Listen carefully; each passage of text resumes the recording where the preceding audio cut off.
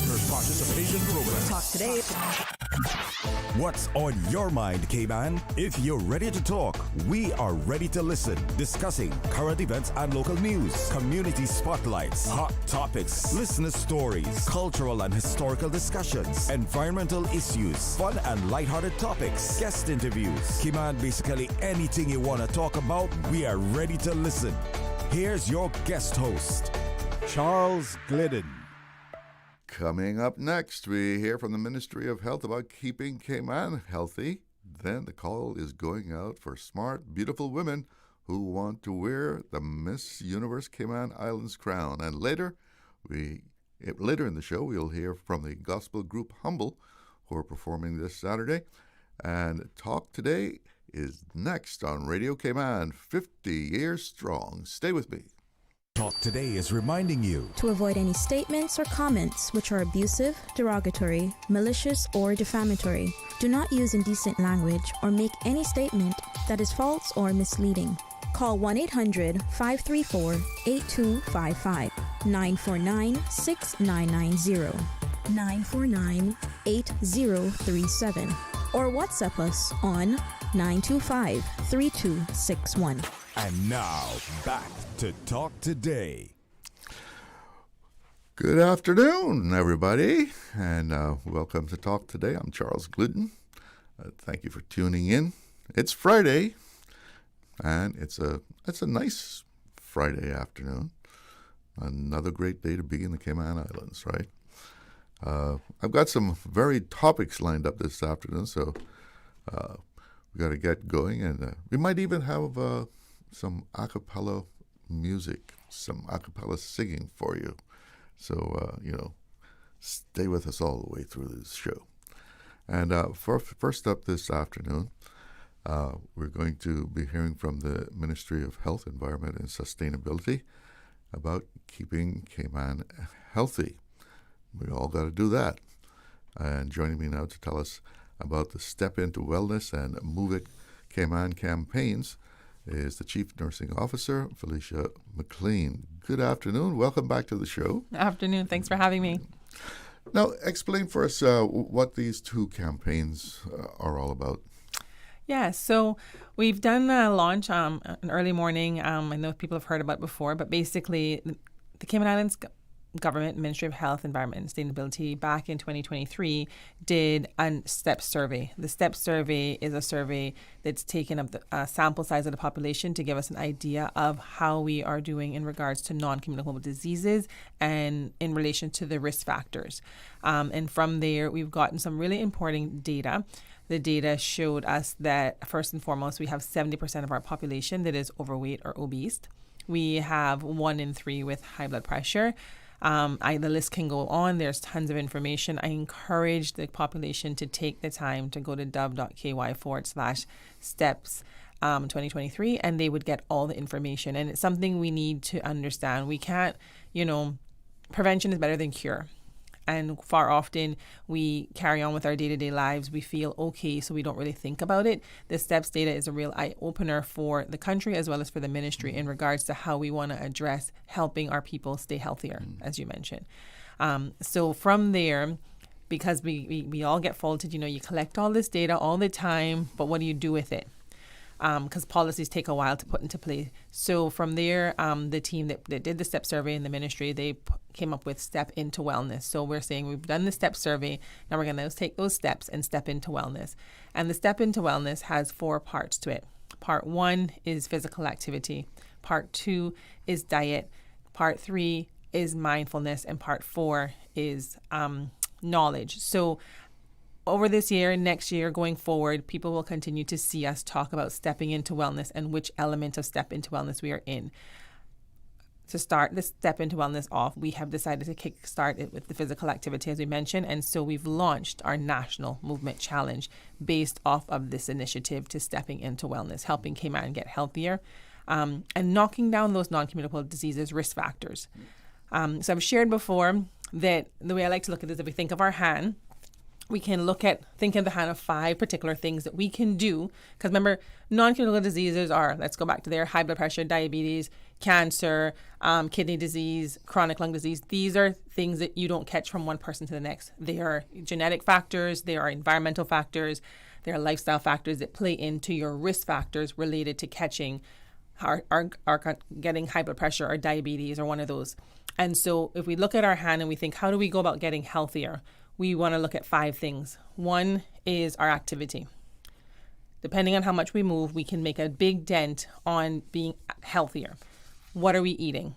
From fruits, vegetables, salt, sugar in our diet, all of those things. Number 3 thing that we can look at is our biometrical measurements. So like our blood pressure levels, our cholesterol levels. So knowing our numbers in regards to what we're dealing with.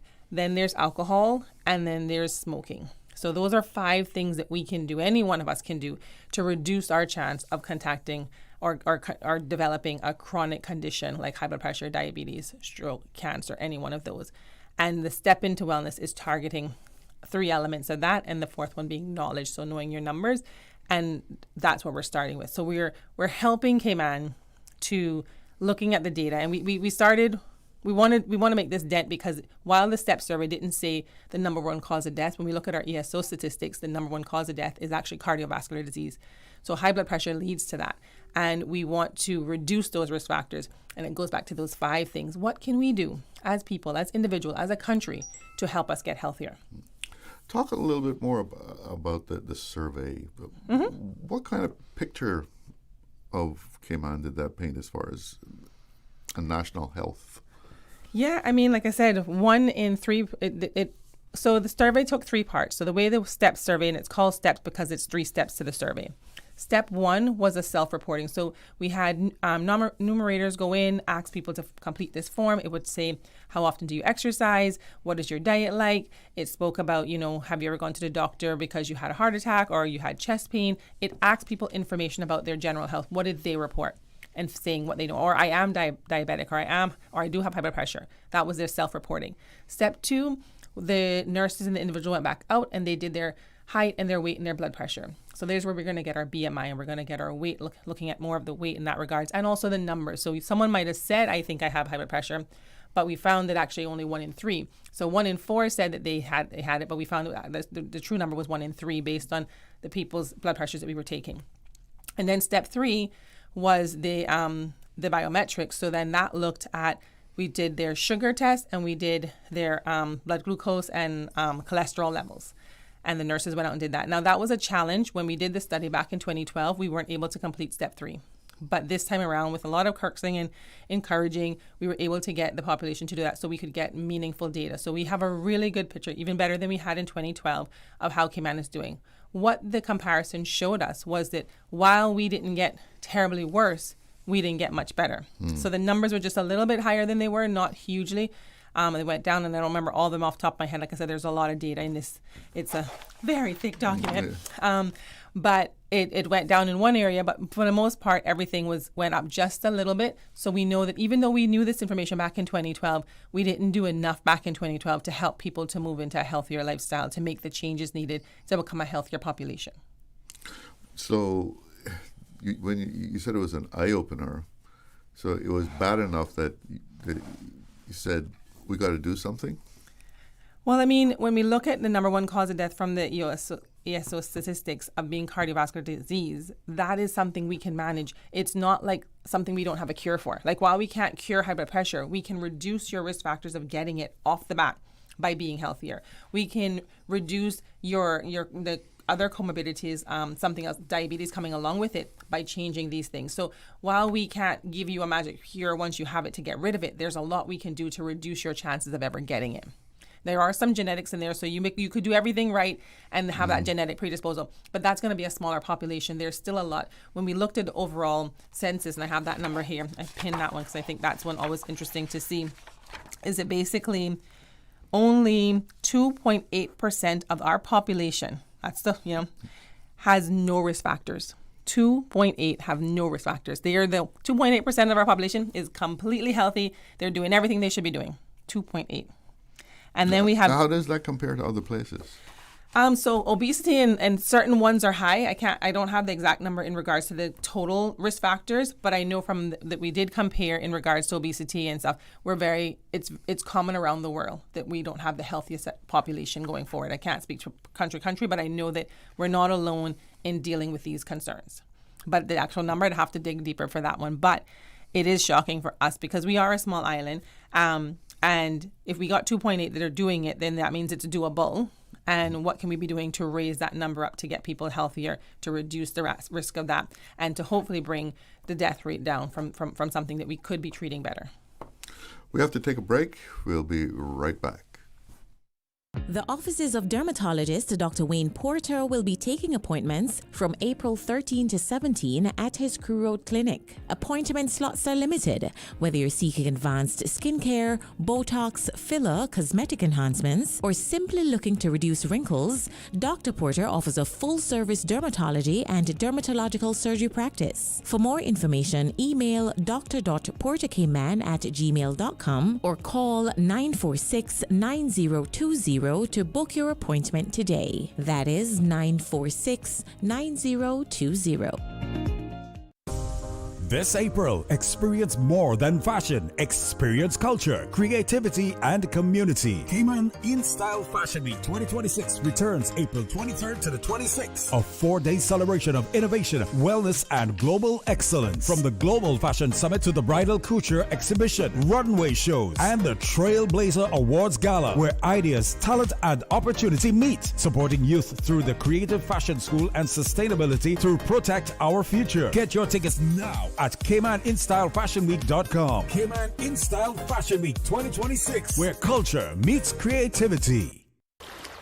Wouldn't it have been grand if you had purchased land 30 years ago? It may not be 2020, but a perfect vision has never been more clear. Cayman Brac and Little Cayman, poised for growth with an eye on the future. Your land, your history, your future. Discover all that our sister islands have to offer.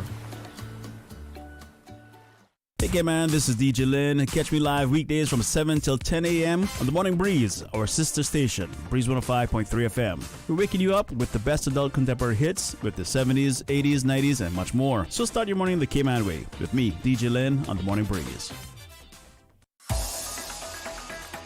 Radio Cayman's Talk Today.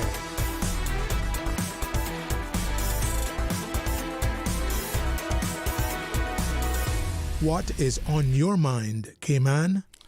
Welcome back, and we're talking about getting Cayman to be more healthier. And in the studio with me is the Chief Nursing Officer, Felicia McLean.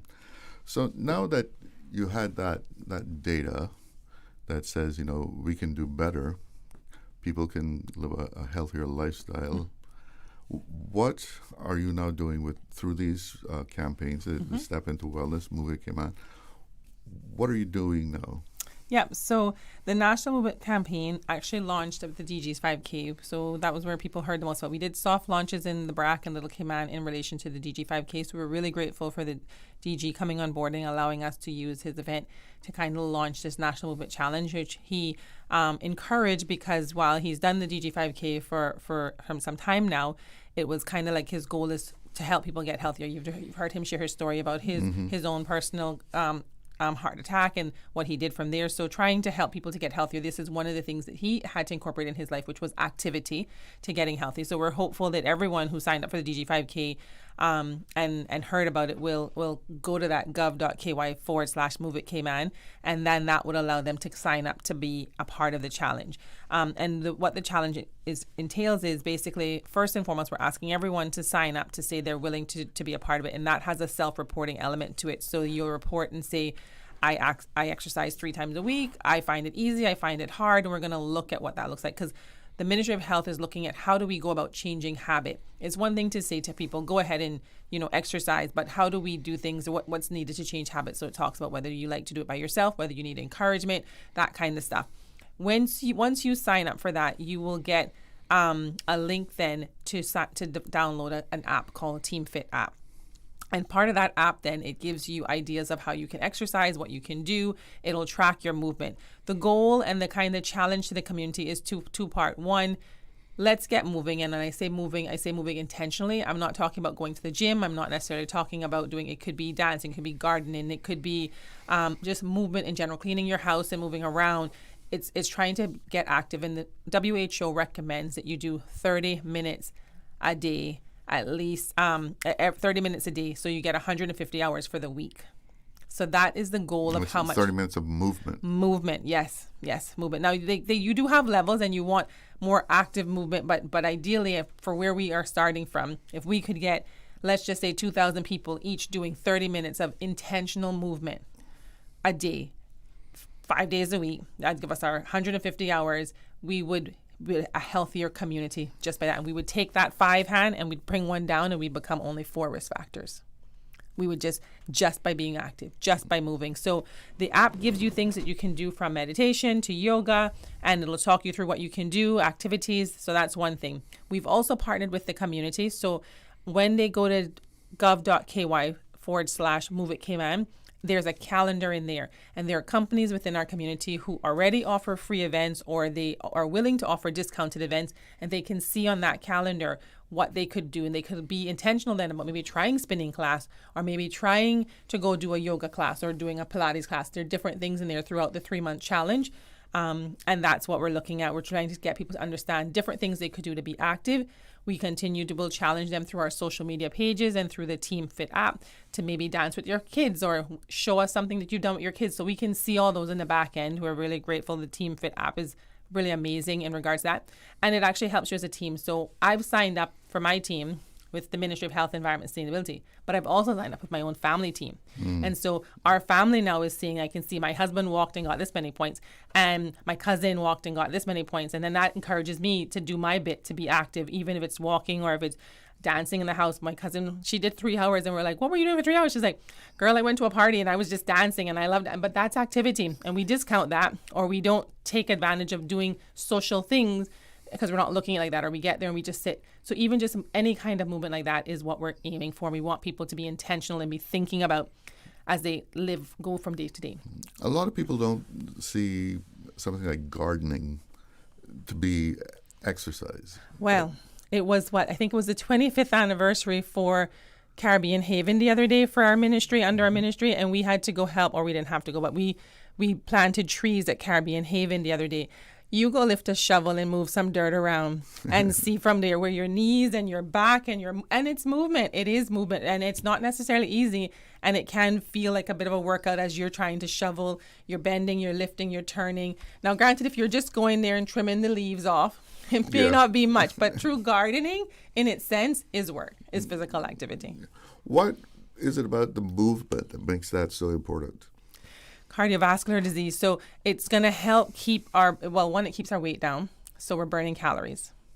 Sweating for your body is good and healthy. And also then you're getting that heart rate up. You're getting that cardiovascular, basically, is what you're looking at. And then you're losing weight as well because you're burning the calories. Like if we sit and we eat all day and we don't really move, I can attest to it. I have gained more weight when I was in nursing, doing nursing in regards to bedside nursing and moving around. I was so much smaller than I am now.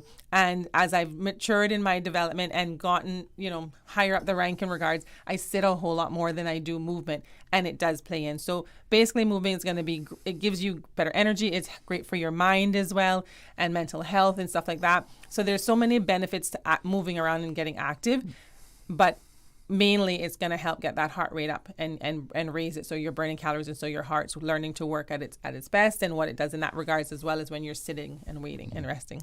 So just even going for a brisk walk is a really good thing. Yeah, I mean, that can make a big difference in a person's health. Yeah, it makes a big difference in the health, and it just changes things in your day to day. Like I said, from a mental health standpoint as well, you can clear your head when you're going for that walk. You're focused on something else. You can be focused on self. You could be doing planning in your head, or you could just be relaxing.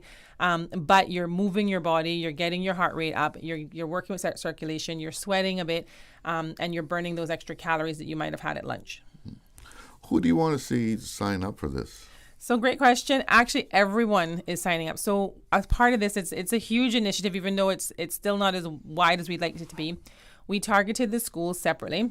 So the schools have all there are 15 of the schools so far have signed on. We're still working on the last ones, but basically they all have done up their own challenge for the 3 months. So I speak for John Gray. John Gray has decided every Tuesday and Thursday, once they're back in, from 7:45 to 8, they will have their kids walk around. It's voluntary, but it's encouraging them. It's providing an opportunity for them to move on so that they start thinking about the benefits of moving.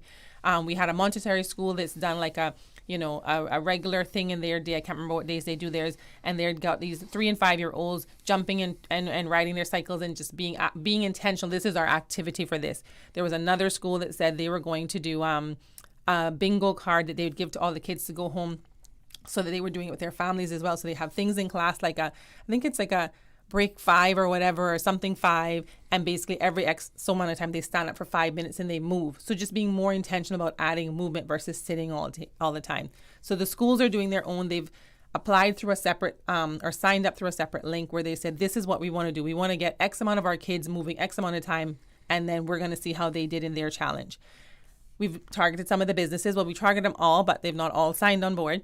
But the idea with the business is I have X amount of staff and I'm going to offer this for them, and we're going to see how we can do. And then through the app, they can actually see how they compare in relation to other businesses and other groups. But the idea is I'm a business and I want to get my staff moving. I want to help them to be healthier. I want to encourage them. So this is what I'm going to offer. And then individually, we can do it ourselves. We've also tried to reach out, and we're still working on that, to the older persons group, and we've created their own little passport. So you saw me mention that there's an app, but some people are not on social media. So we've sent it out through the Department of Youth, Department of Sports, with their older people works, and they're going to track their movement based on their little book tracker, so they can get an idea of how they're doing activity-wise. So it's for everyone in the Cayman Islands, no matter your age. And it's encouraging people to be mindful and thinking about exercise and actually doing some physical activity. The goal at the end of the day, 5 days a week, 30 minutes a day. That's where we want to get to. And with the students, are you hoping to kind of ingrain that in them as a way of life? For sure. I mean, that's the long-term goal. I don't know that our 3 months will do that, but if we've gotten the teachers and the school itself to start to implement it and make it intentional, that may be something they can continue to do, and then it would become something, well, this is what we do. The same way we expect that they're going to do PE twice a week because physical activity makes sense. What else can we be doing that doesn't necessarily come with a grade, but comes with a benefit in regards to a lifestyle and how we live, and educating and talking about the importance of movement? Is there an incentive here? I mean, it's a challenge, so do you have something to... I do. I'm sorry. There's so much to this. It's like it's a national thing, so it's huge. But yes, there are several of those same community partners who have given us prizes. We're still asking for more to come in because obviously it's a national challenge. So the more I can give, the better. So if there's a company listening that wants to donate something to help incentivize, whether it be our kids, whether it be our workplaces, or just the community at large, we welcome them. But we do have prizes that are being given out weekly. We've got the weekly one to give out for last week, basically, which was just based on sign-ups with up to that point in time. And then we're going to issue challenges each week through the app. Once the app starts, the app goes live in regards to the team challenge on Monday. And then we're going to, in that app, it allows you to put a challenge in there, like, show us exercising with your kids, or show us what you've done, or different things. And based on, I don't have all of them in my head, but there'll be kind of challenges each week, and each week we'll give something out, and they can either win a prize, and it could be something like credit for Cayman Airways, which we do have. It could be something from Kirk Freeport. It could be a gym membership discount. It could be a 3-month trial of something else. We've got several. And then on top of that, we have swag. So there's some Move It Cayman swag that are like light up shoelaces. There are bracelets, different things like that we've ordered in that then will be given out as well. So it'll just vary throughout the challenge as to what you could possibly win. We've also said, and ministers agreed, that we would do for the schools that had the most participation some kind of reward for the classes in that regard. So we've also got that for those as well. The businesses are really just going to get shout out credit, in the sense of, let's just say, I'm going to say Ministry of Health just because I don't want to say any other. Ministry of Health had the most activity in this month, whatever. They would get a shout out as we update the community on how we're doing, and hopefully encourage other people to step up to have that huge shout out. So on the app, you can compare yourself to other people that are involved? Other teams, yeah. Just the teams, not individuals? Within your own group. So like I can see in my family group what my husband, my daughter, my cousin, my mom, my sister have done. But and same as in my workplace, I can see what my colleagues have done. So in your own team, you will see that. But outside of that, you'll only see that the team on its own has made X amount of points. And the points are going to take us around the UCOT territory. So there's a nice little map in there. So as you move your points, you're going to see yourself make your way through the Caribbean for the UCOT Islands. All right, we have to take another break here. We'll be right back. Accidents and illnesses can strike without warning. Ouch! When it comes to urgent care, every second counts. At Doctors Hospital, we have a dedicated team of experienced doctors and nursing staff available to you 24 hours a day, 7 days a week. Don't waste time in an overcrowded emergency room when you need urgent care. Whether it's a broken bone, a severe infection, or a sudden illness, trust in Doctors Hospital's unwavering dedication to providing the best immediate care. For complete urgent care when you need it the most, choose Doctors Hospital, located in Georgetown, 16 Middle Road. Cineco's parametric insurance after hurricanes is now available for motor policies. Fixed automatic payouts cover incidental vehicle expenses like fuel, cleanup, and minor repairs. No claims, no damage required. $200 for comprehensive policies or $100 for third-party policies. Available exclusively through Cineco and included with all new motor insurance policies and upon renewal for current policies. Visit cineco.ky today. Cineco, keeping Cayman covered. This April, experience more than fashion. Experience culture, creativity, and community. Cayman In Style Fashion Week 2026 returns April 23rd to the 26th. A 4-day celebration of innovation, wellness, and global excellence. From the Global Fashion Summit to the Bridal Couture Exhibition, runway shows, and the Trailblazer Awards Gala, where ideas, talent, and opportunity meet. Supporting youth through the Creative Fashion School and sustainability through Protect Our Future. Get your tickets now at CaymanInStyleFashionWeek.com. Cayman In Style Fashion Week 2026, where culture meets creativity. Hi everyone, this is Paulette Connolly. One of my favorite memories of Radio Cayman growing up was listening to the radio comedy Clitheroe Kid after I had completed my homework in the evening. We present Jimmy Clitheroe as the Clitheroe Kid. And then in 1980, after joining the staff of the station, I was one of the announcers who played the program on air for our listeners. Happy 50th anniversary, Radio Cayman. Radio Cayman's Talk Today.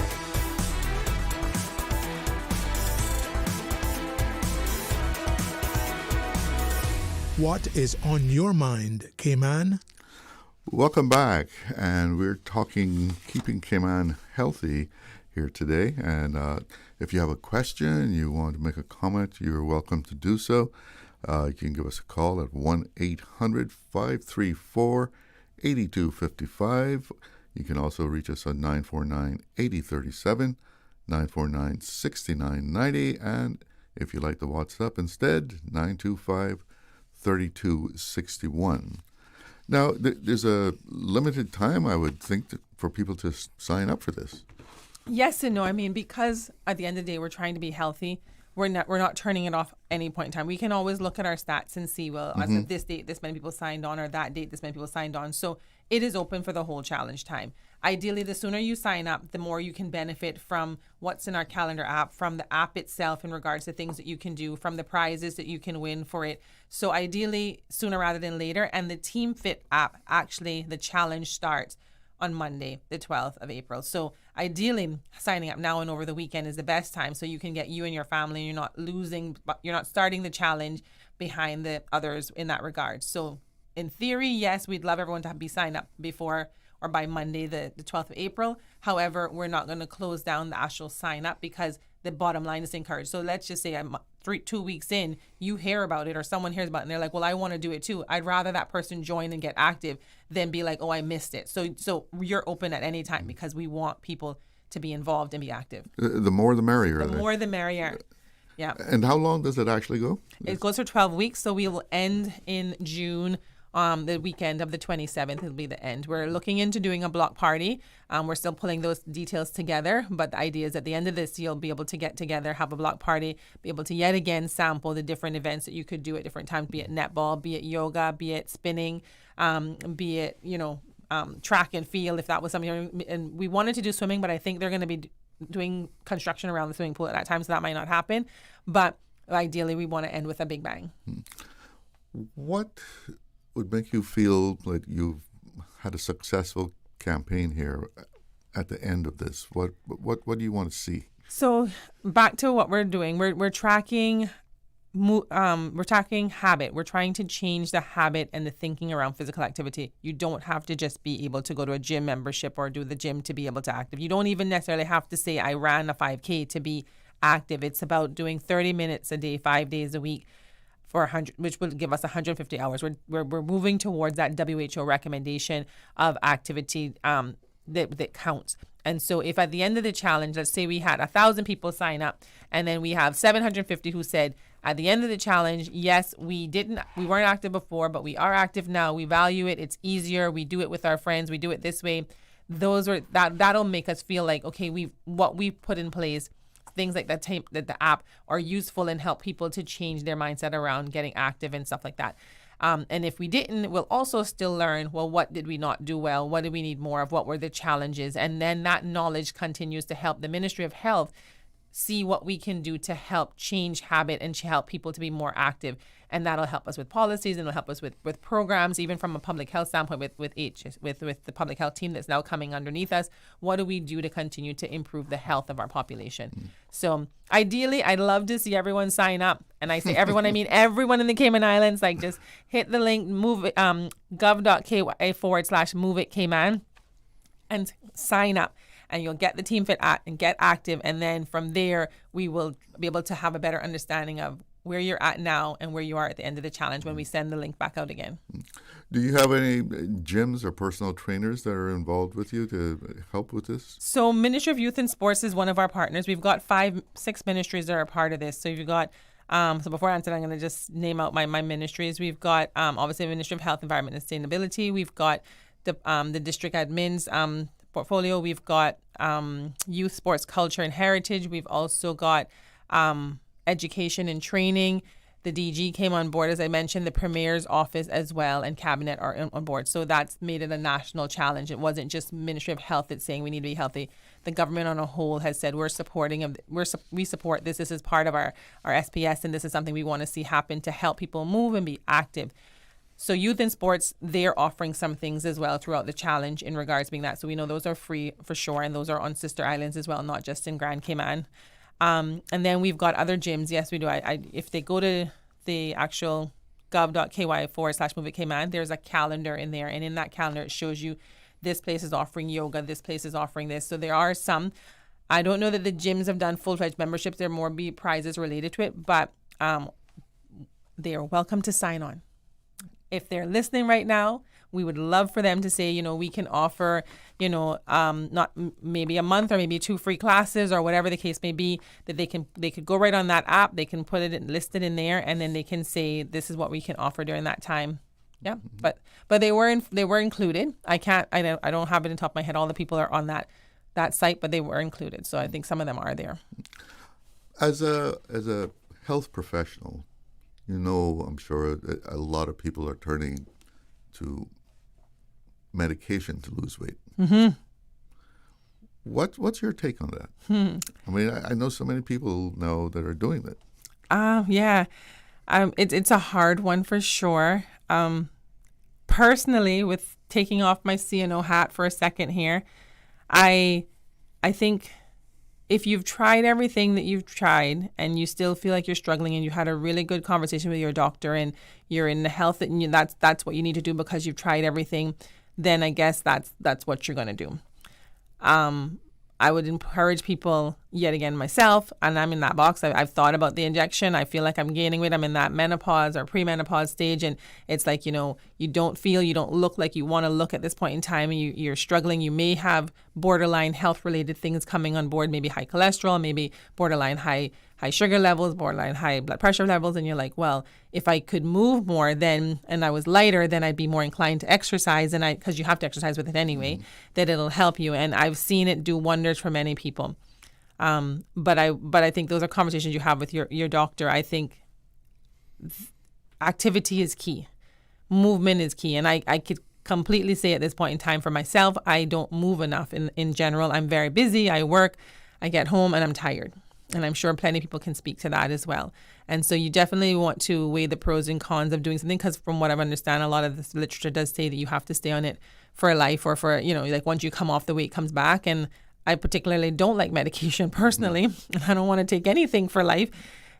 For any reason, if I could have to, because I love to go to the doctor and be like, is anything wrong with you? Are you in a minute? No, I'm nothing, I'm great. It makes you feel like you're in good health. I don't want to be on anything. So, but that doesn't mean everyone's in that situation. Some people may really, really need it. There are people who are suffering with severe obesity, not just borderline overweight, that really could benefit from using the drug in that way to help with that. But I prefer not to run to any medication. It was funny when we were talking with Catherine and they had told her to take something for her cholesterol. And it's like, so many of us will rush to be like, well, we're not going to start that blood pressure medication yet, or that sugar medicine. We're going to try and control it by diet first, because we don't want to be dependent on any medication. This situation be no different. Even though we're overweight, unless we're severely obese and need it, we should try our best to be active, to change our diet, to do the things that look at these 5 risk factors. What can I do to be healthier? And if I've done them well, and I'm still not seeing a difference, and I've got borderline health concerns, then maybe that is what you need to do.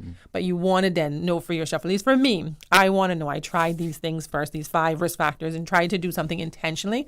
And if it's still no better, then maybe that's what I need. And movement is still part of the deal. Movement is 100% key in there. Now, I know diet is part of the program here. How does that go along with a lot of our traditional dishes, or traditional recipes, that like the salt and it's not good at all, honestly. And We're not. You know what? I look back and I think, how the heck did our ancestors do it? But they moved. Yeah. They ate from the ground. Yeah, they had cassava, they had yam, they had corn, they had their rundowns, but then they were tending to the land, and they were moving their cows around, and they were fishing, and they moved. We don't move. If we want to eat those things in moderation still, we have to move. And that's why movement is key in that regards. And also, movement doesn't necessarily cost you anything. If I tell you to go change your diet and I send you to the store to buy fruits and vegetables, what am I doing to help make sure the fruits and vegetables are affordable? Which is something we have to look at the next stage. But it's all good and well to say this is what I should be eating and the amount I should be. I still have to be able to afford it. But movement, we can do it by dancing. We can do it by swimming. We can do it by walking. We can move without it costing us a dime. Yes, time investment, but no financial investment.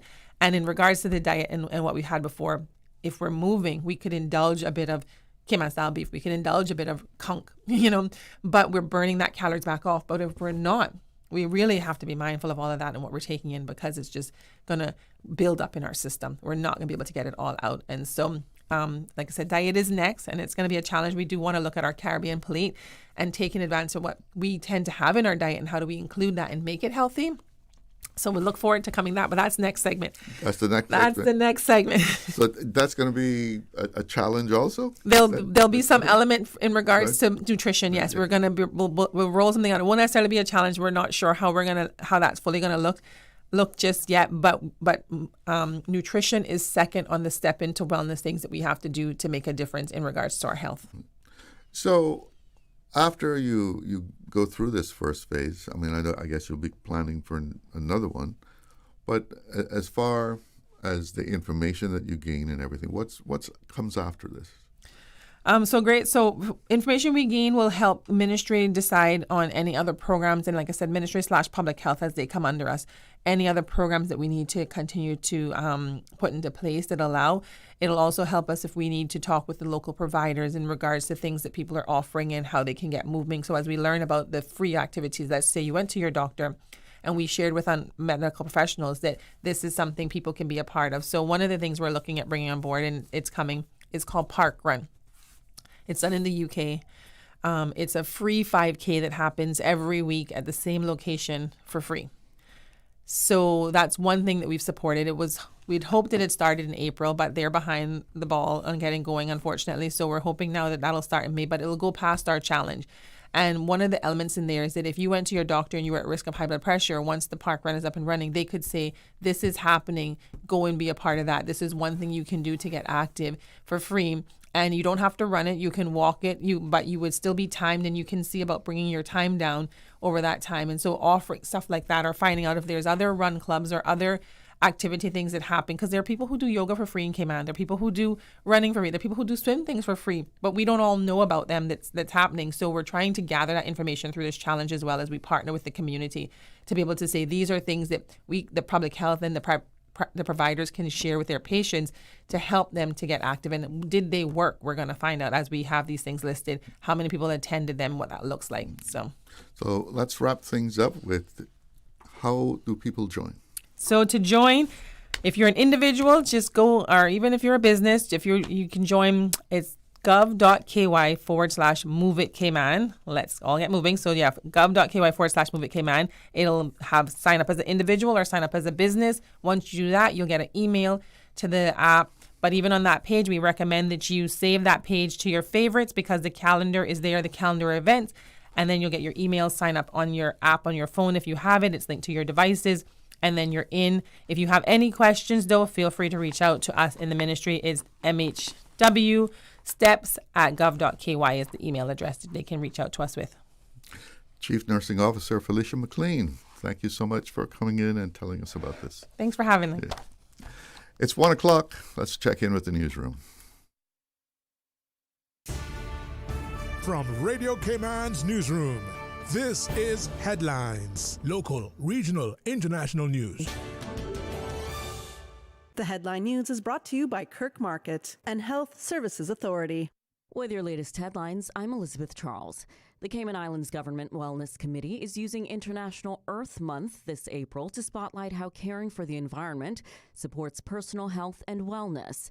In its Wellness Matters newsletter, the committee encourages staff to grow their own wellness by starting small gardens, noting that gardening can improve mood, ease stress, and support overall well-being. The edition also explains how Cayman's coral reefs, mangrove forests, and coastal wetlands project shorelines support marine life and help reduce pollution. Employees are invited to read the April issue for dates, contact information, and ways to get involved. In international news, Prince Harry is being sued for defamation by Centibel, the charity he co-founded to support young people in Botswana and Lesotho. Court records show the case filed March 24th lists Prince Harry and former trustee Mark Dyer as defendants. A charity commission probe earlier criticized how an internal dispute harmed the charity. In other news, Europe could face jet fuel shortages within 3 weeks if the Strait of Hormuz stays closed. The continent's airport trade body has warned. Airports Council International Europe says the Persian Gulf supplies about half of Europe's aviation fuel and warns smaller airports are especially vulnerable, according to a letter dated April 9th. Those are the latest headlines. I'm Elizabeth Charles. Radio Cayman. More news available at www.radiocayman.gov.ky. Check out our social media pages: Facebook, YouTube, X, formerly Twitter, Radio Cayman Headline News.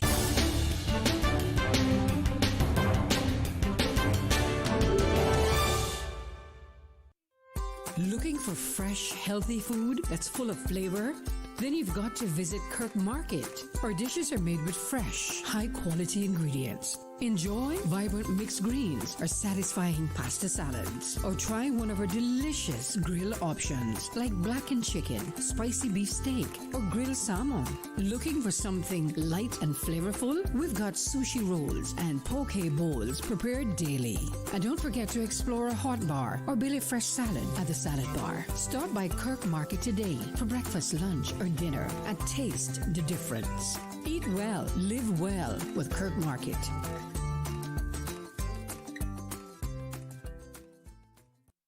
At HSA, we strive to provide the highest standard of care with compassion, integrity, and dedication. And so we say thank you, Cayman, for continuing to make us the most awarded organization on island by voting us the best of Cayman Islands in 9 medical categories. Your support reminds us why we do what we do, to serve the Cayman community with kindness and excellence. To find out more about our award-winning services, visit hsa.ky. At HSA, we are committed to caring for you. Radio Cayman is pleased to feature this special Sister Islands historical vignette brought to you by the Ministry of District Administration and Lands. Explore your history, explore your land, explore your Sister Islands. Holroy Eric Lorenzo Walton, born on August 13, 1936 in Bogasan, Cayman, was not only an avid artist and seaman, affectionately named Roy, he also made significant impacts in the construction industry, founding H&A Construction in 1972 and working on landmark projects. He was also a passionate educator, hosting free art classes for children and fostering creativity through an annual art competition at Spot Bay Primary School. Roy and his wife Anne were dedicated to preserving the heritage of the Sister Islands, designing the lighthouse statue at the Cayman and Little Cayman's Seaman's Center. Roy's efforts in collecting and displaying seafaring history ensured that the stories of Caymanian seafarers would be passed down to future generations. His life's work continues to resonate with the community and beyond.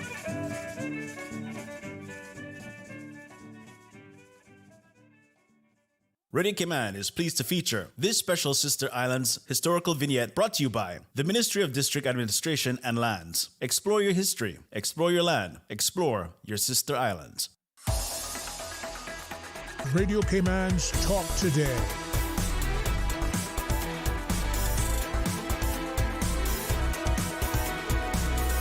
What is on your mind, Cayman? Welcome back, and let's take a quick look at the weather. It's 85 degrees here in Georgetown. It feels like 94. And the wind is out of the east-northeast at 10.5 knots. And today's forecast is calling for partly cloudy skies for the afternoon. And this evening and tonight, we can expect fair weather with winds out of the northeast at 5 to 10 knots. Seas are slight with wave heights at 1 to 3 feet. And looking at the radar, it's looking beautiful out there. No rain around us at all, it seems. So enjoy the afternoon. Well, Miss Universe Cayman Islands is calling all beautiful, smart, young Caymanian ladies for the 2026 Miss Universe Cayman Islands pageant. And in the studio with me now to give us some details are the National Director of Miss Universe Cayman Islands, Derry Lee, and I'm pleasantly surprised to see my partner from Cayman 27 Days, Donna Bush. Yay! Gosh. It's great to be here with you too, Charles. I was so surprised to see you walk in. Oh! Surprise, surprise. So it's that time again. You're putting out the call for recruits to come and be Miss Universe Cayman. Yes. What type of young ladies are you looking for? Well, we're looking for a young lady that is obviously well-rounded, someone that is grounded in leadership, in advocacy. And in terms of that, what I mean is someone that has a charity probably or a platform already that they would want to make more visible by using our platform, that's already ready to hit the ground running with their developmental program themselves. Someone who is not easily influenced by outsiders, someone that is respectful and just knows and understands, what it means to be a national representative. Now, do you put these young ladies through training? Yes. So they have to make a commitment to go through all of that. Absolutely. Donna has actually been on that end of the spectrum where she's actually helping to groom the young ladies as well. So perhaps, I could probably turn that over to her a little bit. But yes, they go through extensive training. Tell us what that's like, Donna. Well, it's a pretty long and can be complex process because while some of the young ladies that will join the pageant system have done pageantry before, others and most times, most of them haven't. So you have to take them through confidence building.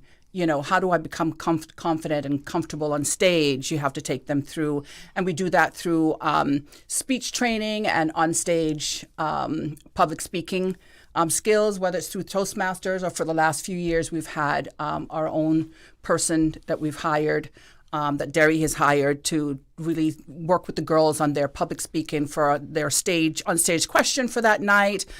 We take them through training for wardrobe and runway and opening dance. And it's really, at the end of it all, you're so much of a more developed young person, young woman, when it's all done. And, the Miss Universe Cayman Islands has taken on that role over the last Oh my goodness, a long time. Well, we've been officially Miss Universe, Miss Universe Cayman Islands since I guess 2018 when Caitlin Tyson obviously took on that title as Miss Universe Cayman Islands. But we're evolving into a new era, and that new era actually means that we're looking at changing the title holder's title.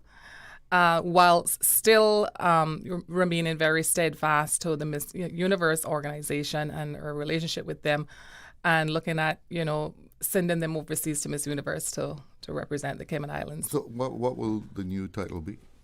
Well, we're looking at a couple right now. I think it's still in discussion with the committee, but certainly something we want to take it back really to its origin. Where in previous years it was referred to as Miss Cayman or Miss Cayman Islands and so forth. So we're looking at taking it back, and I think it's going to strengthen our brand. I went to your website and I was looking at some of the past title holders. I found myself just scrolling because it was, oh yeah, she was, bringing back memories. So I mean, like you say though, from the training that they receive, whether they become the title holder or not, they come out a more rounded person. Absolutely. Absolutely.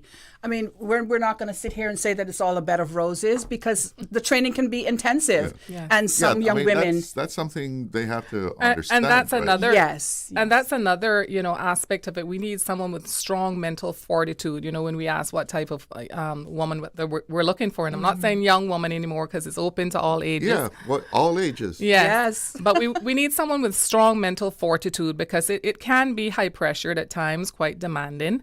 And as well as it's fun, but, well balanced to be able to balance, all the activities and events and engagements. So you have to be able to accept criticism and absolutely coaching, right? Well, Absolutely. with constructive feedback. Yeah. Constructive. Yeah. They'll not, feedback. Yeah. Okay. That helps you to not bullying. develop. No. Yeah, exactly. Because, obviously I think it's a global thing where we've seen like the, national representatives all over the world are bullied on social media, which is not good. So there's that to consider as well, when you're looking to enter that. You could face that. The organization is here to do our best to try to, protect and develop these candidates as much as possible and just try to, provide that platform where they can, propel into the future and feel confident about themselves and not get distracted by the noise. Yeah. A good piece of advice that I have for any young lady out there that's listening, or if you have someone in your family or a girlfriend or a wife that would like to enter the pageant, is to have a strategic plan in place. I think that works for any person that's going to go on such a journey, as well as just be open-minded.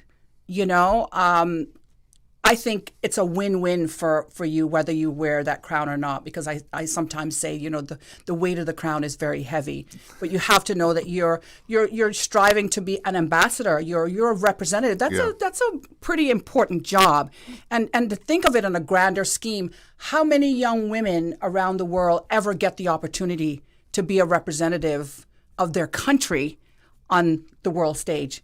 Not many. When you think about the numbers, I'd like to get some analytics and statistics on it. Really and truly, you have one winner a year. And we need that winner to really embrace that title, because it is obviously a very prestigious title, and it should be held with utmost respect and grace. Having respect for people around them, people in the community, people on the committee, within the organization. That's very important because you are an ambassador. You spoke of this evolving. You're trying to make this different from the traditional pageant that people hold in their head. Well, I think it's more, I guess just taking a step back.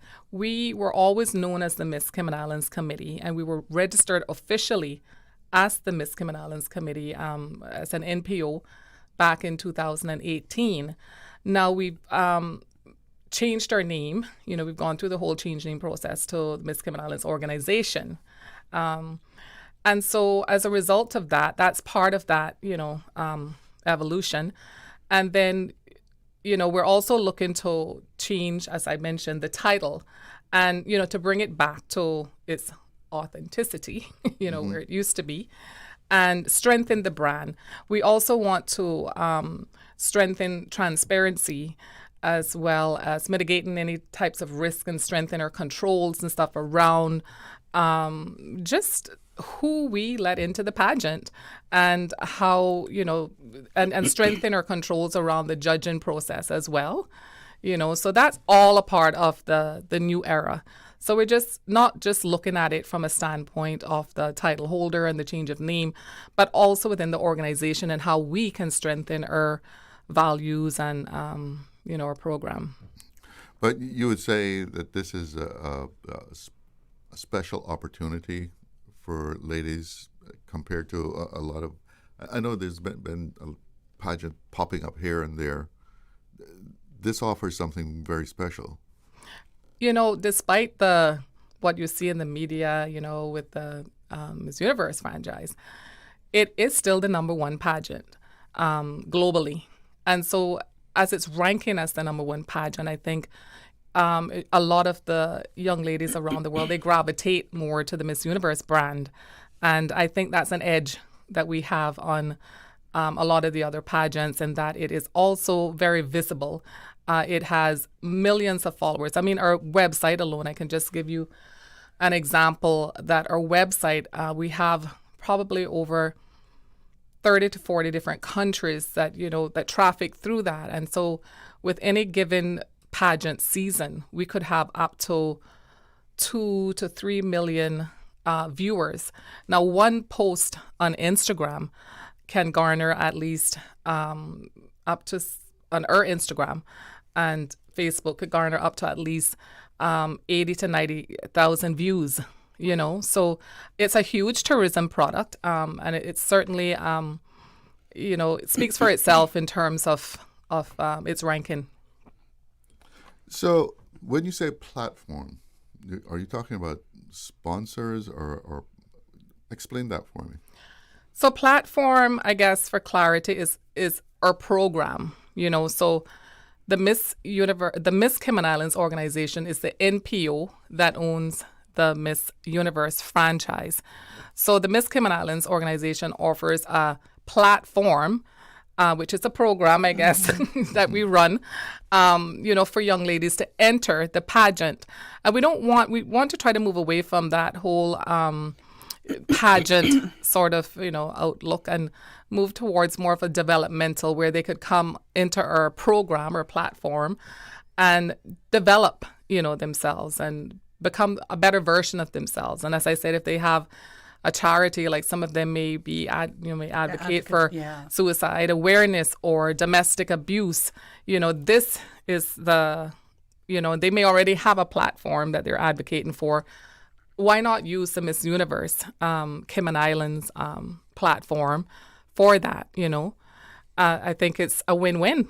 We're just looking now for that confident, as I mentioned before, young lady with, already having, that sort of package, to represent us. Yeah, and it does take confidence. Yes. It takes a certain amount of confidence. Like I would say to a young woman, or a woman out there that may be interested, if there's even a small voice in your head of doubt, I would say to yourself, I can do it, because that's the first step to growth and development for you, to take that next step. I mean, what do you have to lose? You get nice wardrobe, you get to meet a lot of nice people, you get to job go opportunities. Many doors open for you. Just Why had not? Our job opportunity restored, within, so that's another win-win, so for the winner, they get to work employment for a year with a salary, And not sure if I'm allowed yet to say which ministry that is. We're waiting on the contract still, but we're very grateful for that, So, and then there's also the scholarship that's been offered by the Minister of Tourism for many years as well, So, and, I think I've seen even after the rain, they transition into amazing careers, and great job opportunities. And just become, I don't know, a trailblazer in the community. It opens doors, especially with the advent of social media. Yes. I mean, you go places and people, I sometimes chaperone some of these young women and people are like, oh, you're going into Miss Cayman Islands Universe. Or, so people start to recognize them. That helps to build their confidence. It's just you can't lose by entering a pageant. You don't lose.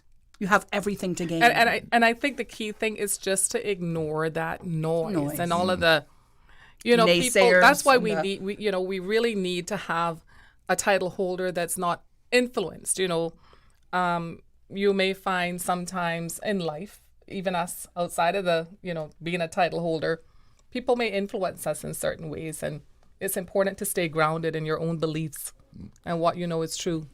I think we have a caller. Good afternoon. You're on the air with Talk Today. You need to put on those. Good afternoon to you two teenage girls. I am just wondering when you all are going to run in the pageant again, because looking at the two of you, you're still about 16 or 17 years of age. Oh, wow. That's dear. Flattery will get you everywhere, George.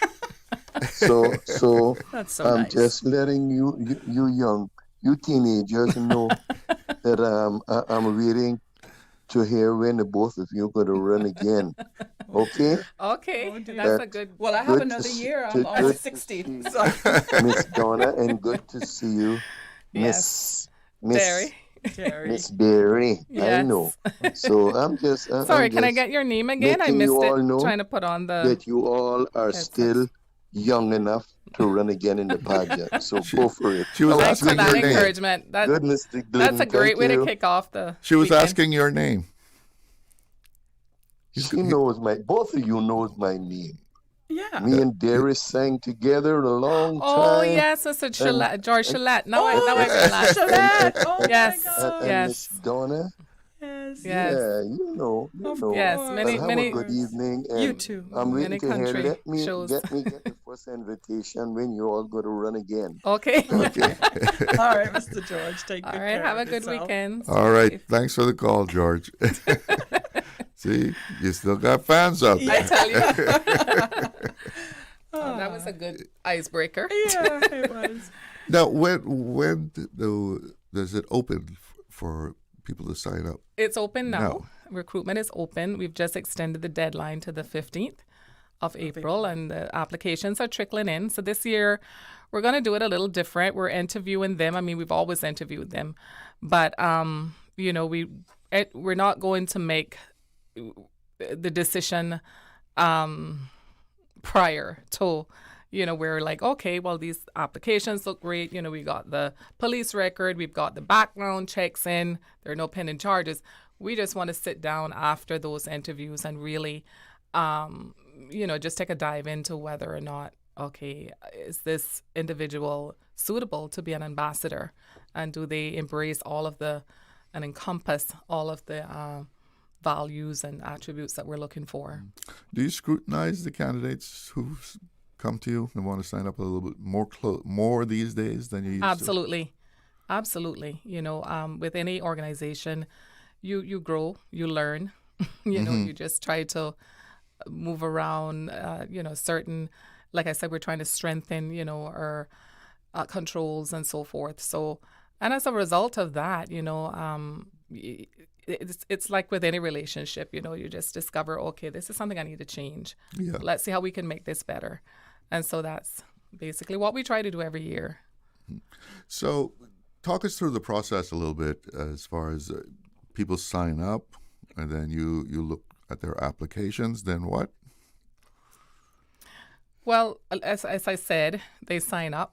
we look at their applications. There's supporting documentation to ensure that they are, Caymanian.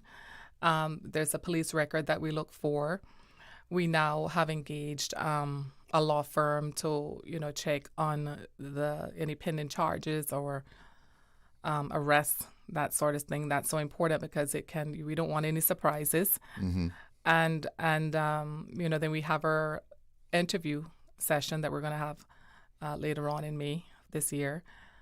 And then, from there, then after that, maybe within a week or so, we'll decide, okay, these are the ladies that we want to move forward. What's the interview like? I mean, what do you try to find out about the person? We try to find out a bit about themselves, a bit about their mental fortitude. Like I said, that's so important. What Cayman means to them, what it means to be an ambassador, and, what they feel that they can contribute, as a title holder. So is that personality has a lot to do with it too, because coming from the islands, going on the international stage, I feel that because we have our island representative, everybody sees the islands as, having good people that have good vibes and that have great personalities. And so, sending ambassadors who represent that is really important. Yes, you go through the process of the pageant, get all the training and what have you. But if you're a true introvert, we want to bring more of an extroverted personality out because you're going to represent us. You have to be able to be sociable and be able to engage with persons. So personality has a lot to do with it. So all things considered, the key thing in your mind as you're looking at these young ladies or ladies, are they a good ambassador for Cayman? Absolutely. That's the core. Yes. That's it. Yes. Yeah, absolutely. And, when they actually are on that international stage, competing against 120 or 30 other countries, whilst we may think we have a great title holder, and we do, there are so many other countries that are also very competitive and giving it their all as well. And what I'd like to also add is that, a young woman may be considering it and she may say, I don't know if I want to wear a swimsuit, or I don't know if I'm going to know how to walk properly in heels and all. Those things are all changeable and teachable. So don't let that put any doubt in your mind. Those things can be fixed.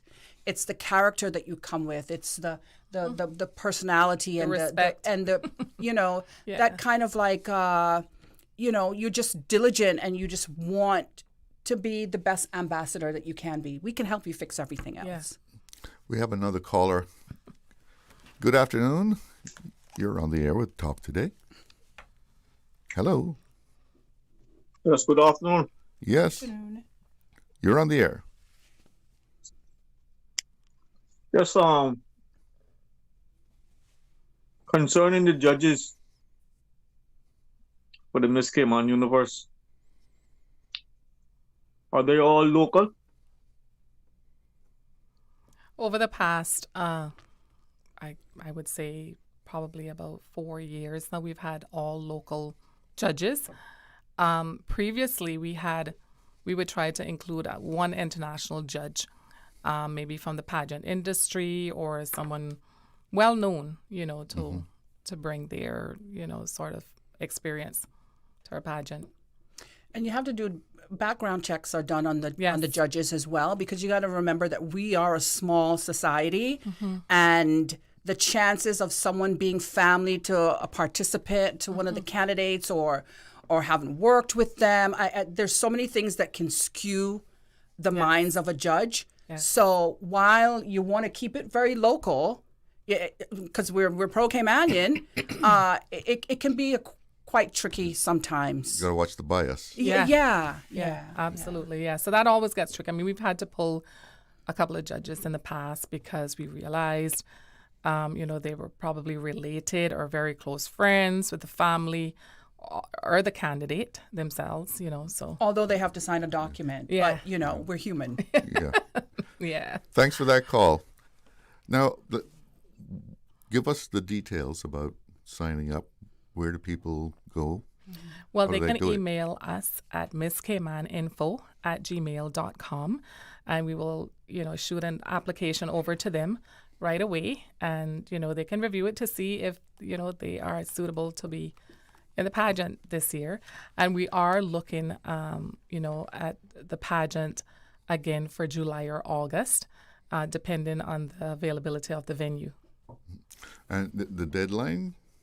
The deadline to submit the applications is the 15th of April. So they have time. And even if you're still waiting on supporting documents such as the police record or so forth, you can go ahead and send in your application and your photo and, your the acknowledgement of Caymanian letter as well, and, proof of Caymanian, proof of citizenship, that is. And, while other documents are pending, you can go ahead and send the application in. Now, you said there's no upper age limit. Is there a lower age limit? 18. 18. 18. Yes. 18 and up. 18 and up. So it should be interesting. So if you're 50 and you're 60 or 70, you're still rocking it. Yeah. And you have, what it takes to be an ambassador. We've seen that across the world. Yeah. Yes. And our oldest contestant, I think, was in her 30s. Yeah, she's 35. Yes. Yeah. Our oldest contestant. Yeah, if you've got your mojo still going on. And listen, there are lots of incredible women who may not have had the opportunity, who, are married or may have had children. And, if your body is in great shape and your mind and you feel that you have the time to do it, do it. That's fantastic, though. I mean, yeah. And that's the way it is for now. But, these pageants, the franchise holder, not us, because basically we abide by the rules of the franchise itself, the global franchise, that is. It's always changing. So for now, take advantage of the opportunity. If you still got it, fly. Yes. Right? Yeah, you just want to be a healthy person all around, and that age is no deterrent. Yeah, I think that we could go into a whole other show about age, but I think sometimes in the Caribbean in particular, when you reach a certain age, women in particular are looked at as, they don't have it anymore or whatever and so forth, and there's not a whole lot going on. You're winding down. But we're, it's not, you just got to get out of that mindset, that we're winding down. We're just starting. Well, Derry Lee and Donna Bush, thank you so much for coming in and telling us about the Miss Cayman Universe pageant. Yeah, thank you. Thanks for having us, Charles. My pleasure. Appreciate it. And thanks to the callers, too. Yes. And listen, I remember you from Children's Roundabout back in the day in the BRAC, and I used to listen to that. I couldn't wait for Saturday mornings to listen to Chalo, Children's Roundabout. And there's this song that used to play all the time about everybody's beautiful in their own way. Okay. God's heaven. The world's gonna find a way. All right. Something like that. You can sing too. That's a great segue. Yes. Yeah, we're going into a music thing. Ladies, thank you so much. Have a wonderful pageant. Sure. Thank you. Thanks so much. We're going to take a break, and then when we come back, we're going to be here about some music that's happening this weekend. Stay with me. Did you know that Doctors Hospital provides urgent care services 24 hours a day, 7 days a week? And Doctors Hospital's urgent care physicians have access to the most advanced MRI and CT imaging in the Caribbean, providing reliable diagnostics when you need it most. When you need quality urgent care for an illness or injury, Doctors Hospital is here for you 24/7. Whether it's a migraine, chest or abdominal pain, shortness of breath, broken bones, or another urgent need, Doctors Hospital at the top of Walker's Road. Urgent care right now. Looking for fresh, healthy food that's full of flavor? Then you've got to visit Kirk Market. Our dishes are made with fresh, high-quality ingredients. Enjoy vibrant mixed greens or satisfying pasta salads. Or try one of our delicious grill options like blackened chicken, spicy beef steak, or grilled salmon. Looking for something light and flavorful? We've got sushi rolls and poke bowls prepared daily. And don't forget to explore a hot bar or Billy Fresh salad at the salad bar. Stop by Kirk Market today for breakfast, lunch, or dinner and taste the difference. Eat well, live well with Kirk Market.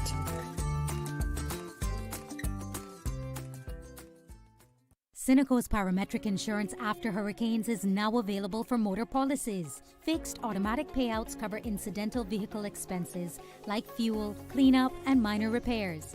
No claims, no damage required. $200 for comprehensive policies or $100 for third-party policies. Available exclusively through Cineco and included with all new motor insurance policies and upon renewal for current policies. Visit Cineco.ky today. Cineco, keeping Cayman covered. Pneumonia, meningitis, and serious bloodstream infections can all be life-threatening to infants and young children, but protection is available. Under the updated National Immunization Schedule, the pneumococcal vaccine is now given in just 2 doses at 2 and 6 months, providing strong protection while reducing the number of shots. Vaccination helps the body recognize these bacteria and prevents serious illness, helping to keep the whole community protected. Keep your child and others safe. Ask your healthcare provider about the updated schedule today. This message is brought to you by the Ministry of Health, Environment and Sustainability and the Public Health Department.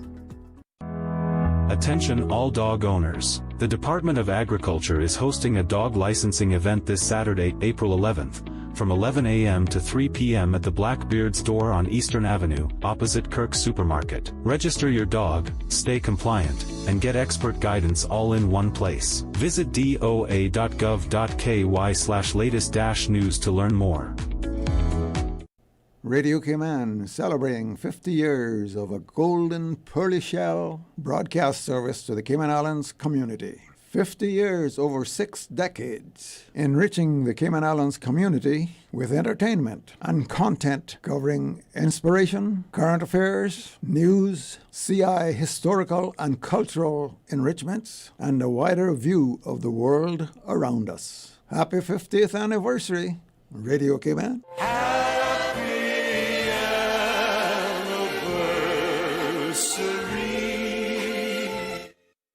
Accidents and illnesses can strike without warning.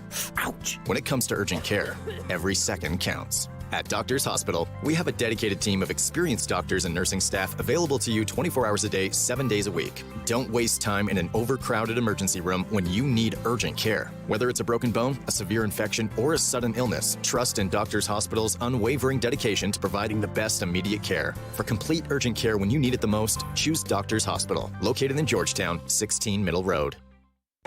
You hear that the VEG program taking applications again? What that is? VEG, man! The Minister of Tourism's program that helping Caymanians create new tourism products and services. Oh, I had heard about that, yeah. My friend was one of the successful applicants from the last round. I might apply for that still. Nothing wrong, child. After you got great ideas for things tourists would love to buy, try so check out the website rcayman.ky/VEDGP for more information and apply. I going to do that right now. Radio Cayman's Talk Today.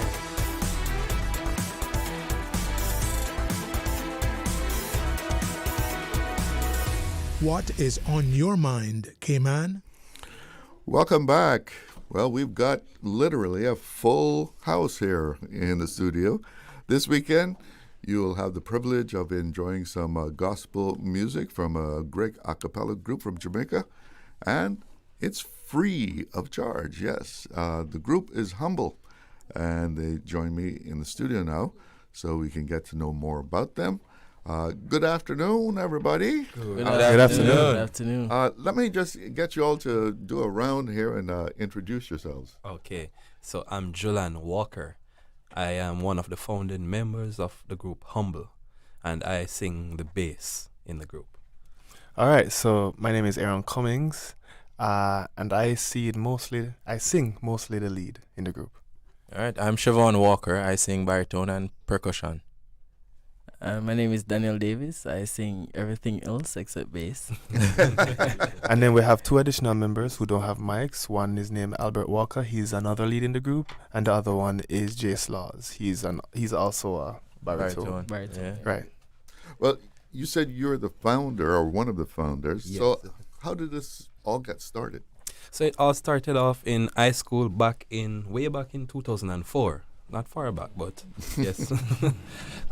We were always singing in devotions, and teachers were always impressed with our singing. And because of that, we decided that we wanted to add structure to our group. And that's when we came up with the name Humble. It's really an acronym. Mm-hmm. It means hearts united, minds bonded in love for eternity. And we did that in the chemistry lab. We were there, always hung out in the labs at schools practicing. Yes, That's a strange place to be singing. In a That's where we got our chemistry. There you go. And we started off singing. So we moved from just singing in school. Now they carried us to different events, including churches on the weekends. And hence we started off, I would say officially, in 2004 when we had even more professional structure to our group. Yes. Anyone in particular coached you and shaped your sound? I would say this is really inborn in us because we grew up in church. Mm-hmm. We always grew up around music. And the inspiration we got from groups like A Cappella Company from America, different Gator vocal band, for example, Take Six. We just did it, and then we had a brilliant member. He's not here today, one of our founding members, Dwayne Knight. He really helped in organizing the music in the group. Now, did all the rest of you start out from the beginning also, or did some of you join later? How did that work? Yes, I remember me in particular. I joined in 2010 from just watching the group perform. So the group came to my church to minister. I saw them. There were 4 members at the time. And I saw them and I was very impressed. And so I asked, are you guys auditioning for members? Are you guys looking for an additional member? And I remember talking to the same Dwayne Knight. Every day we spoke. And we would share different songs together until one day he asked me. I was just like, yes, finally. And that's my story. That's how I joined. So I would have joined in 2017. Yeah. About 2017.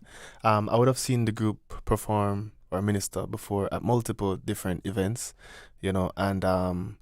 and Justin and I, who would have been a member of the group before, we actually would have been singing together. So he would have an idea of my talent. And out of the blue, they just asked me, they're like, yo, Aaron, would you like to be a part of our group?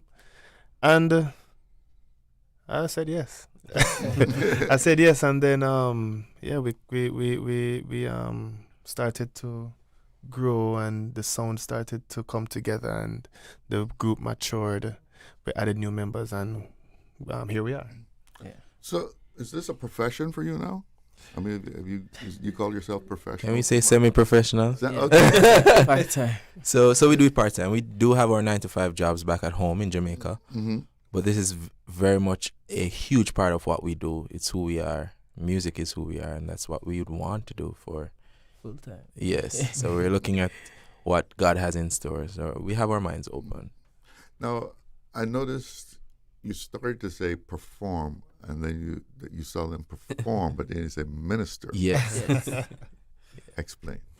Well, I think it's much more than just a performance. Yes, it is in the literal sense of the word, performing as a verb, but it's much deeper than that. It's ministry, which that is what we do. That's the core of what we do. It's not just about how good we sound, but the impact that we leave with people and who we point people to Jesus. That's the center of what we do. Where have you performed or ministered? Wow. So we one of the first international visit made by Humble was actually here in Cayman back in 2014. Yes, when we had a concert at King's SDA Church, and that was a awesome experience. We very much added a new dimension to our ministry. Yeah. And after that, the year before, A Cappella Vocal Union would have visited Jamaica, and they were impressed with our ministry as well. And that same year, 2014, we went to Nashville, Tennessee, at their A Cappella Festival, where we actually did ministry there as well. So do you all associate with the Seventh-day Adventist Church, or Yes. are you Yes. interdemon? Yes, we all are. Yes. You all are. Yes. We all are from the Seventh-day Adventist faith. So, what are you doing? I know you're doing the concert. What's on Saturday, right? Yes. So that's going to be at the airport park. Yes. Up there. Yeah. Okay. Tell us about what people can expect. Well, we are predominantly an a cappella group. So the first thing that will probably, I guess, be somewhat of a shocker is that for most concerts, you'll see a band set up. So you'll see keyboards, you'll see drums, you'll see guitars. We may have a keyboard if we feel like it, but that's just about it. However, you won't miss the sound, the full sound of a band, because that's what we do. We're an a cappella group, but we try to mimic the full sound and give you the full experience of a band. Yeah, that's the beauty of a cappella, right? Yes. Yep. I mean, you don't look at your voice as just singing. You use it more like an instrument. And like an instrument. Yep. Absolutely it is. Precisely. Yeah, I mean, that's a lot of harmonies. Yes. Very much. Yes. Yeah. Now you sing, well, you know what? Let's take the break because we're right up against it. All right. And we'll be right back. Explore your history. Explore your land. Explore your sister islands, the ultimate staycation experience. Your culture, your freedom, the land that time forgot isn't gone. It's your sister islands. Discover all that our sister islands have to offer. Are you ready to be inspired? Calling all marketers, creatives, and visionaries. Join SIMPA's 12th annual marketing conference, Level Up, Marketing's New Formula, happening April 17th and 18th at Hotel Indigo. Discover the latest trends in marketing innovation, sharpen your skills in hands-on workshops, and connect with global industry leaders who are changing the game. Plus, celebrate the best of Cayman's marketing and creative professionals at the SIMPA Awards Gala, honoring the brightest minds in the field. Don't miss out. Secure your tickets now at simpa.ky. Brought to you by the Department of Tourism, Airview Media, DART, Health City, Compass Media, Armada Films, Signs of Paradise, Caribbean Creations, the Department of Communications, and Radio Cayman. The Miss Cayman Islands organization, formerly known as the Miss Cayman Islands Committee, is looking for the new Miss Cayman 2026 that will represent us at the Miss Universe pageant in November. If you are a woman 18 and older, disciplined, respectful, intellectual, with leadership qualities, then this is the platform for you. Please email misscaymaninfo@gmail.com to receive your application and be a part of this new era. Happy 50th anniversary, Radio Cayman. I remember as a kid listening to the children's program, the lady would ask, "Do you know what the sound is?" And as a kid, I would say out loud, "It's a trumpet." And in response, on Radio Cayman, the lady would say, "Of course, it's a trumpet." And I was so amazed that the radio could hear me. And this is one of the most favorite childhood memory that I have. Thank you for keeping us entertained, and we love you. Radio Cayman's Talk Today.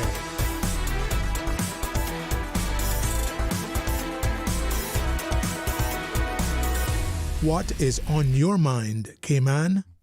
Welcome back, and I'm talking to Humble, who will be having a free concert this Saturday at the airport park.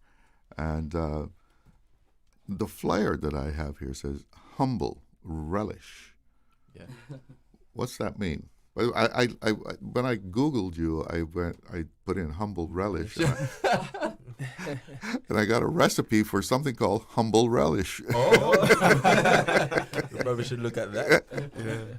Well, what's the significance of that title on the flyer here? So back in 2023, right, gentlemen? Yeah. Yeah. We 24. Yeah, 24. Right. But predating to 23, we released an album called Decalogue the Heartwork, a full-length album with 10 songs. And in 2024, we decided that we needed to do a concert just to commemorate and to celebrate the album.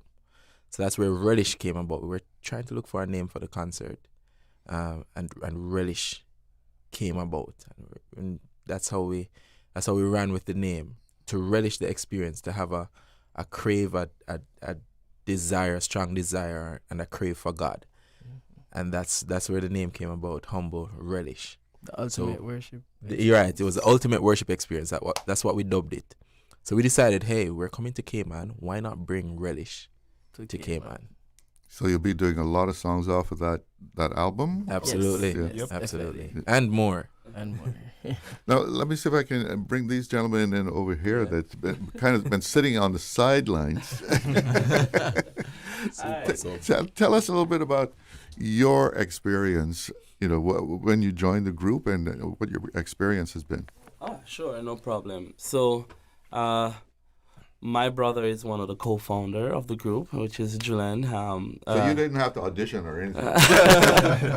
Fortunately, no. I actually started in 2009. Since then, the experience has been wonderful because I've always enjoyed music. I've always enjoyed singing. I've always enjoyed, just seeing the reaction from person's face when they hear natural sounds coming from voice boxes, and that's how it has been over the years, from Jamaica to the United States and different states that we've been to here in Cayman and places that we're actually aspiring to go. I'm just seeing how our music has changed person's life, has impacted people, and this ministry has been an excellent one since then. I've experienced a lot. I've grown vocally in many different ways being a part of this group. From the time when I started just doing beatboxing to now being one of the main lead vocals for the group. So, that's how it has been so far. A wonderful experience, and I can't wait until that day when this is just all we do: music and music and music. Yeah. And so let's say what was your name again? My name is Jace. You want to use that mic? Tell us about your path in this group. All right, hello everybody. My name is Jace.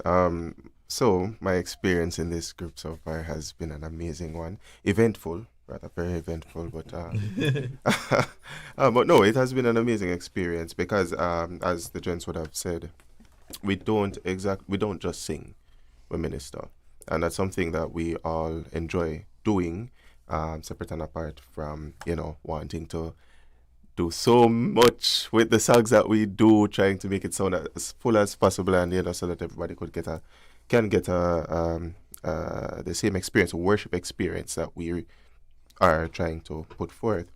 I've not been here long. I actually joined the group last. Oh yeah, I think what newbie. And as a matter of fact, I was a bit shocked when I think it was you. Someone suggested for me to join a group. I was like, me? No, not this group. This group is like here, and I don't think I'm on that level, But at the end of the day, they had a vision to reach a lot of people, and they knew exactly how they wanted to go about it. And having me join the ministry, not just to add value, but also to share the experience, has been such an amazing journey so far for the most part of 3 to 4 years. Yeah, so it has been an amazing experience so far for me personally. Now, you say you sing gospel music, but that's not necessarily in the traditional gospel style. I mean, you get into pop, reggae kind of sounds also, right? Tell us about that. So, what I would say is between these 6 gentlemen, I wouldn't say that they are exclusive to a certain genre of music. I think each gentleman has their own wide range of different types of music that they listen to. So it may be traditional gospel, it may be Western, it may be reggae, it may be salsa, it may be Afro, and that in and of itself would have influenced us to, when we write our own music, we draw from not just what we're feeling now, but the different types of music that we would have listened to. Yeah, I think added to that, Aaron, a part of what we want to create when we sing is an experience, not just you're right, not just to sing, but a whole vocal experience. So even on our album Decalogue, we were very intentional to try to tap in as many genres as possible within those 10 songs. Mhm. So when you listen to the album Decalogue, the artwork, you'll hear a little bit of salsa, you'll hear a little bit of Afrobeat, you'll hear a little bit of reggae, you'll hear a little bit of pop, a little bit of classical music. Everything. There's something for everybody there, and that's what we want. You got quite a wide spectrum. Yes. Yep. Absolutely. Yep. So the concert will be on Saturday, Yes. Airport Park. Yes. I think most people know where that is. Good. And it starts at 6 p.m. 6 p.m.? Yes. So it's an early evening. Yes. Yeah. So, can we get a little taste? Oh, sure. Absolutely. Of what you'll be performing or ministering to. Okay. All right. So here we go. Here, ladies and gentlemen, is Humble. All right.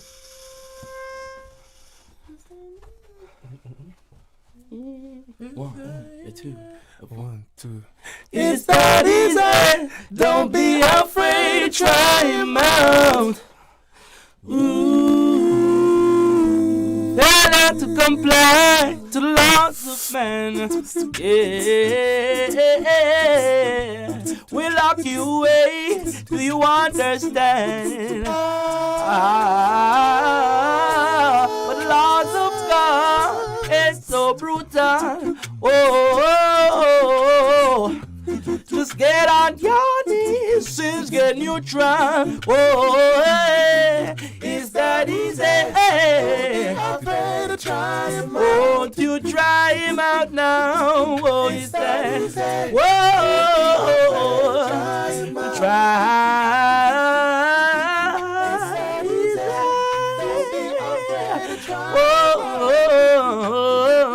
Oh, is that easy? Don't be afraid. We try.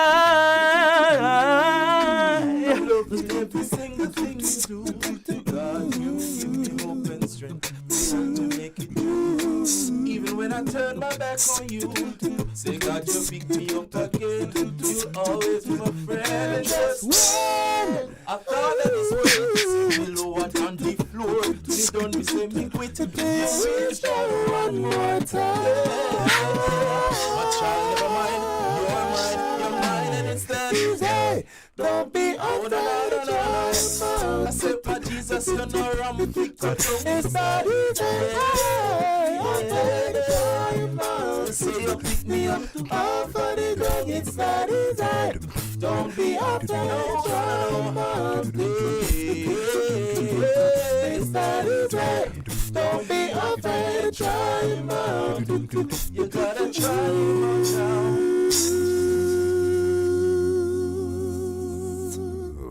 Yeah. All right. And if you thought you heard some instruments in there, there were no instruments. No. Yep, strictly vocals. But that was fantastic. And, Thank you. How often do you work on this? I mean, you say you got your day job. You know, how often do you go in and at a rehearsal studio and rehearse? So as much as, all right, so we have a structure. For the most part, we agree that we can at least meet twice a week, on a Wednesday and on a Friday. But beyond that, though, we try as much as possible to stick to that. When we need extra time, then, we'll work among each other to see the schedules that we have and try as much as possible to facilitate. Yeah, well, in the past, years ago when we just started recording, we had to travel about 2 hours to record. And before at that time, we didn't even have a vehicle, most of us here. So we had to charter a vehicle to get to that location, to studio, to record. But God has been so good to us that now, He has blessed us with, a studio where, that one of our homes where, the guys can actually just come by, take up probably a 15-minute drive, 10-minute drive. Yeah. to record our music, and of course that makes everything easier now. So I mean, I can on a normal Monday evening we have something to finish up on a song that we started to record. I just say, hey, Aaron, Siobhan, come by after work, come by after work and just let's just do this, and we work the night lamp and and just record. Yeah. All right, so 6 o'clock Saturday at the airport park. That's where everybody should be to hear some great a cappella music. Mm-hmm. Now, I thought you brought some stuff for the station. Absolutely. I brought some goodies. We brought some goodies. Some giveaways. So we have... So what do we have in there? So we have 2 shirts. I think you can open them. From our... So we had these 3 years ago when we launched our album. We had these shirts back home and we decided, hey, because we still have some left, why not carry some to give away? So we have them here. So there are 2 shirts here. They're called Decalogue. And that's the title of your album. That's the title of the album. Right. And we also have 2 CDs that we can give away. 2 CDs with the album on it. Okay. And then particularly for you, Charles, we have this unique thumb drive with the album on it for you and for the radio station that you can. Okay. Yeah. Well, I'll hand that over to Susan so she can get that, into our programming. Yes. Amazing. Well, thank you very much. And I'm really glad to have had you in the studio. It's been a great, half hour spent with you. Thank you. Appreciate it. Everybody should be at the airport park. Yes. 6 o'clock on Saturday evening. Absolutely. Some great music. Definitely. Charles, can I do one shout out? Go ahead. We would not be here if it wasn't for Basilia. Yes. Oh, Basilia is our friend from day one. So Basilia, I know you're listening. Big up yourself. Girl, we love you. All right. It's a pleasure to have you all here. Thank you for having me. Thank you so much. Have a great concert. All right. Thank you so much. It's 2 o'clock. Let's check in with the newsroom. From Radio Cayman's newsroom, this is Headlines. The headline news is brought to you by Kirk Market. With your latest headlines, I'm Elizabeth Charles.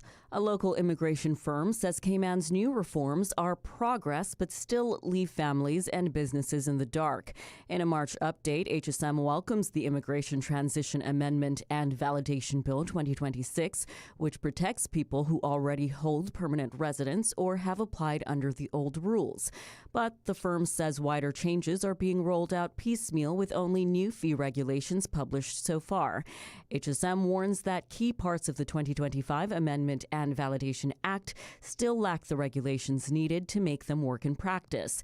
The firm says Section 64, which will restrict when expatriates can change employers in the first 2 years of a work permit, is already causing considerable concern because the detailed rules are still unknown. In international news, U.S. consumer prices jumped 0.9% in March, the biggest rise in nearly 4 years, as the war in Iran sent gasoline and diesel costs to record highs. Nearly 3/4 of the increase came from a record 21.2% surge in gasoline. That is according to the Labor Department and Reuters on April 10th. In other news, the European Commission is examining whether OpenAI's ChatGPT should be classified as a large online platform under the Digital Services Act, after OpenAI reported user numbers above the law's 45 million threshold. Commission spokesman Thomas Regner said officials are now assessing the data. That is according to Reuters today. Those are the latest headlines. I'm Elizabeth Charles. www.radiocayman.gov.ky. Check out our social media pages: Facebook, YouTube, X, formerly Twitter, Radio Cayman Headline News.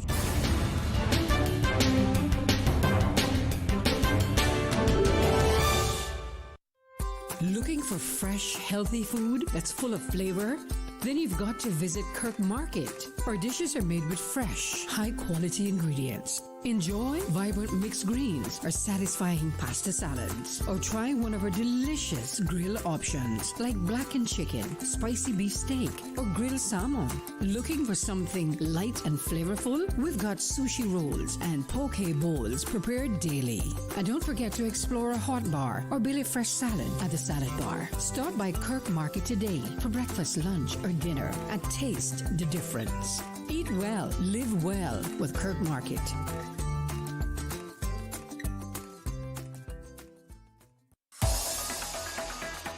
Radio Cayman's Talk Today.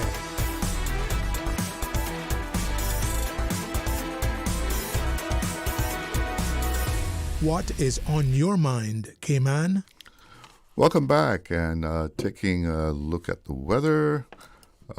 It is 86 degrees here in Georgetown. Feels like 96, and the wind is out of the east-northeast at about 14.5 knots. And today's forecast calling for partly cloudy skies for the rest of the afternoon, but in the evening and tonight we can expect fair weather with winds out of the northeast at 5 to 10 knots, and waves slight at 1 to 3 feet, and sunset is at 6:40 this evening. So I hope you go out and hear Humble at the airport park, and it's going to start at 6 o'clock. They left two CDs here. They said we could give them away. So Susan, how are we going to give these away now? Let's see. Okay, well we had Miss Cayman on, Miss Cayman Universe on, right? So,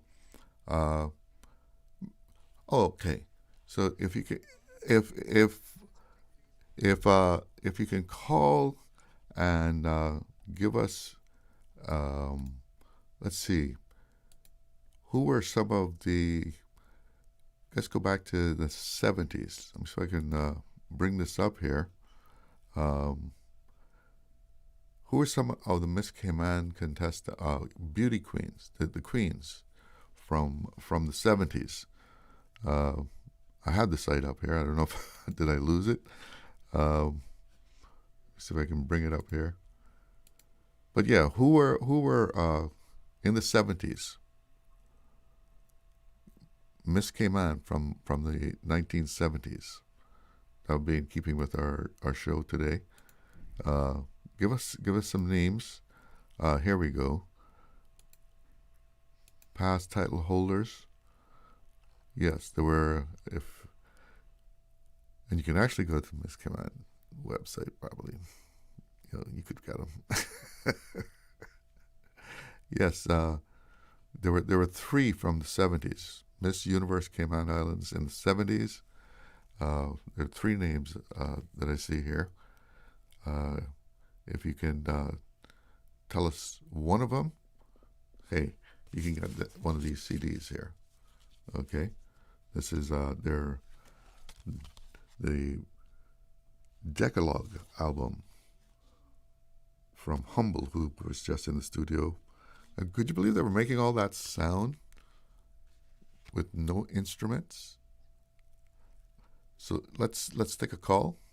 Good afternoon, you're on the air. Hello. Yeah.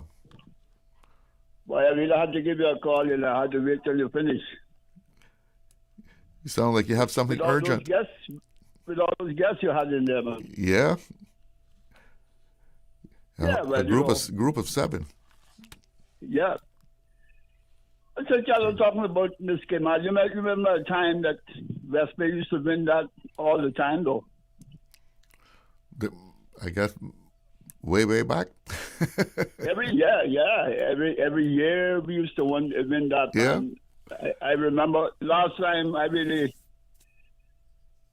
got in contact with Miss Cayman. It was 3 sisters from Town Hall Road that won that year after year. 3 sisters from one home. What, for 3 years they won it? Yeah, man. This was One Dyke Bush. Oh, okay. Yeah, for 3 years straight. Three sisters, man.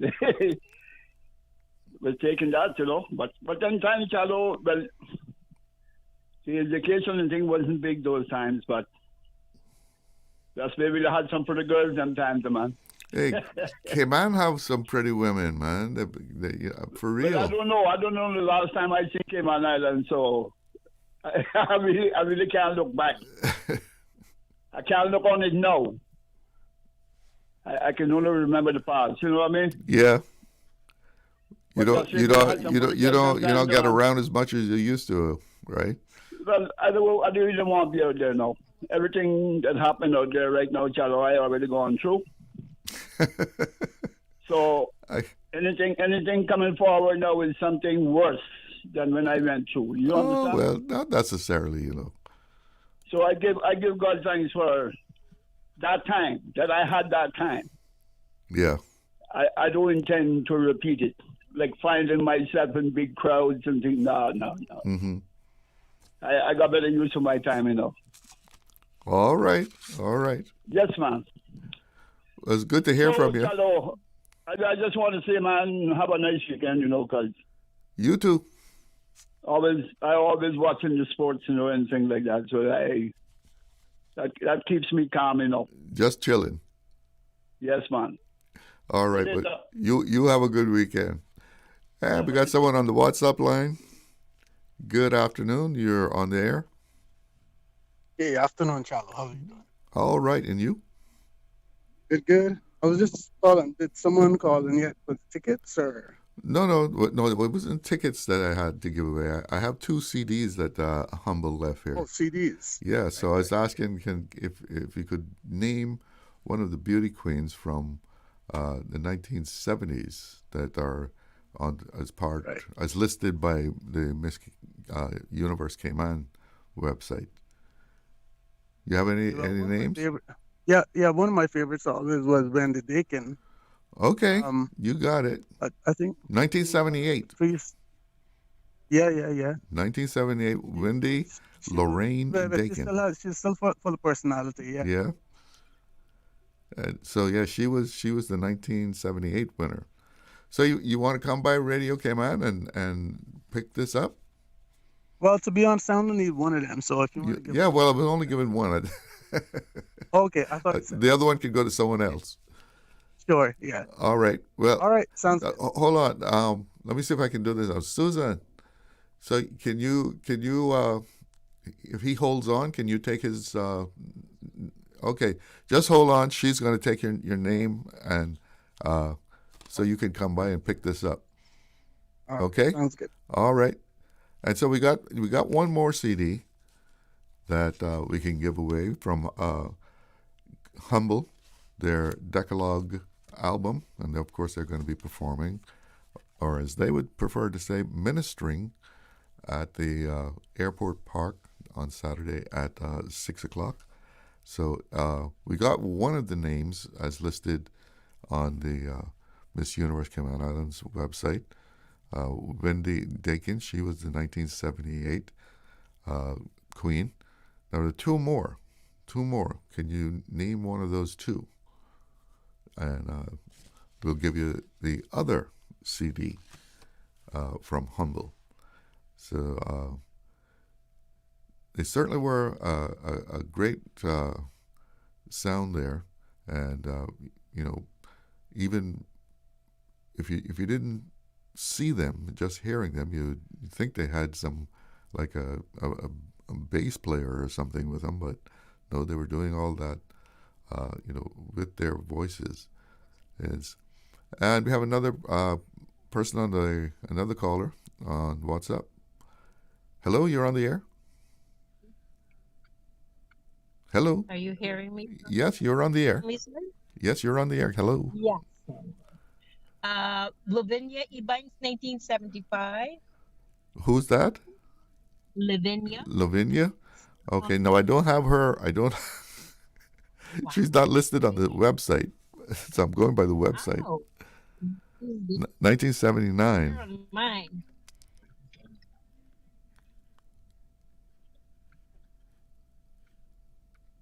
So, any other names? I'm having an unstable connection. Sorry about that. Okay, and Let me call you back, okay? okay, I guess she's not. Okay, she's going to call back. Well, Lavinia was not listed on here. I'm not saying that she wasn't, but okay. What's up again? Good afternoon. Yes. 1977, Patricia Patino.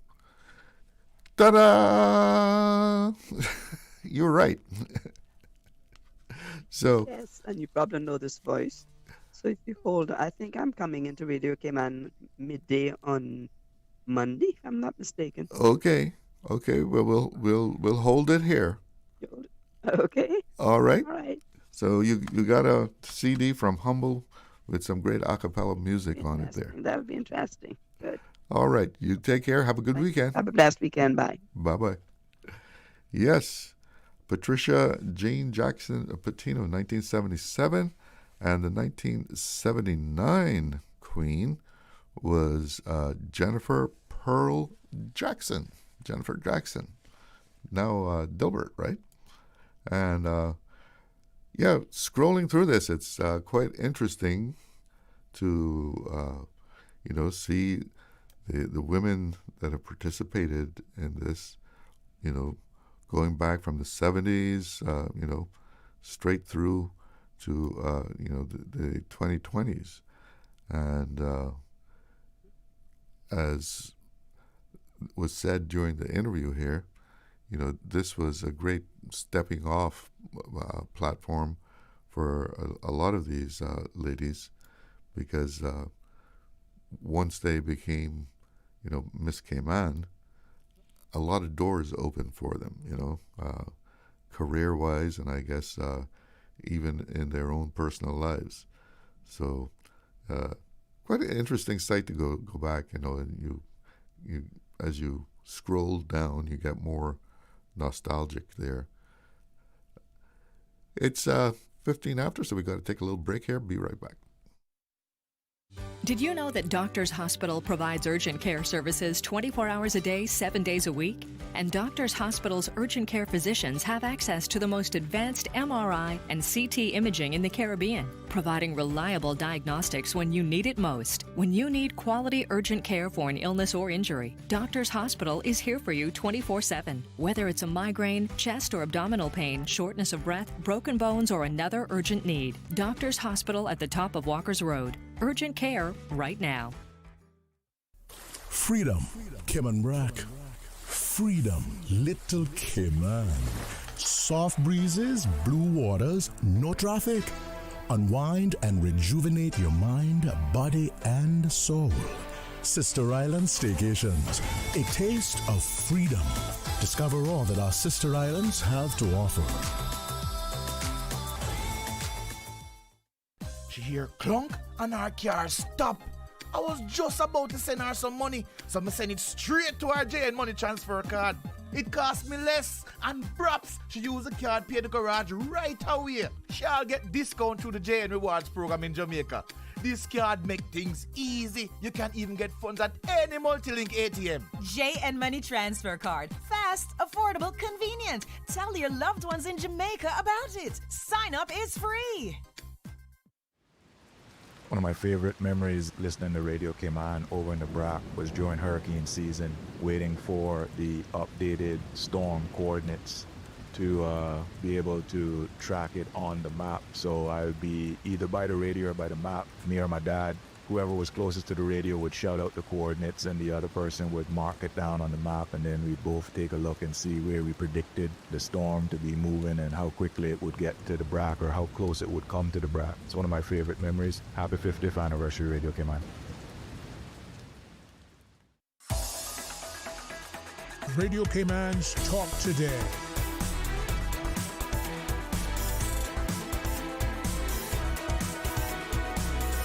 What is on your mind, Cayman? Welcome back. And you might recall sometime ago, a few weeks back, talking about inflation.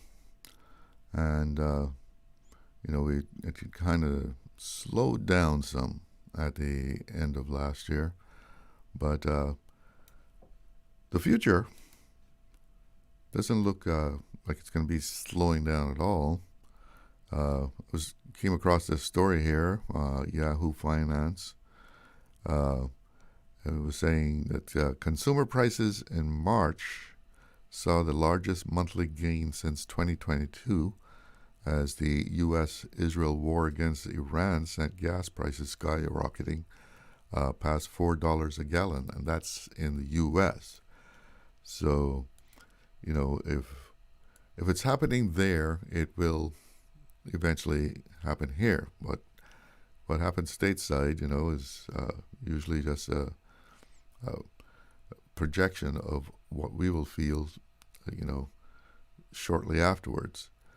And what they call headline consumer price index inflation came in at 3.3% higher than a year ago, while rising 0.9% on a monthly basis, and rapid acceleration from February's levels.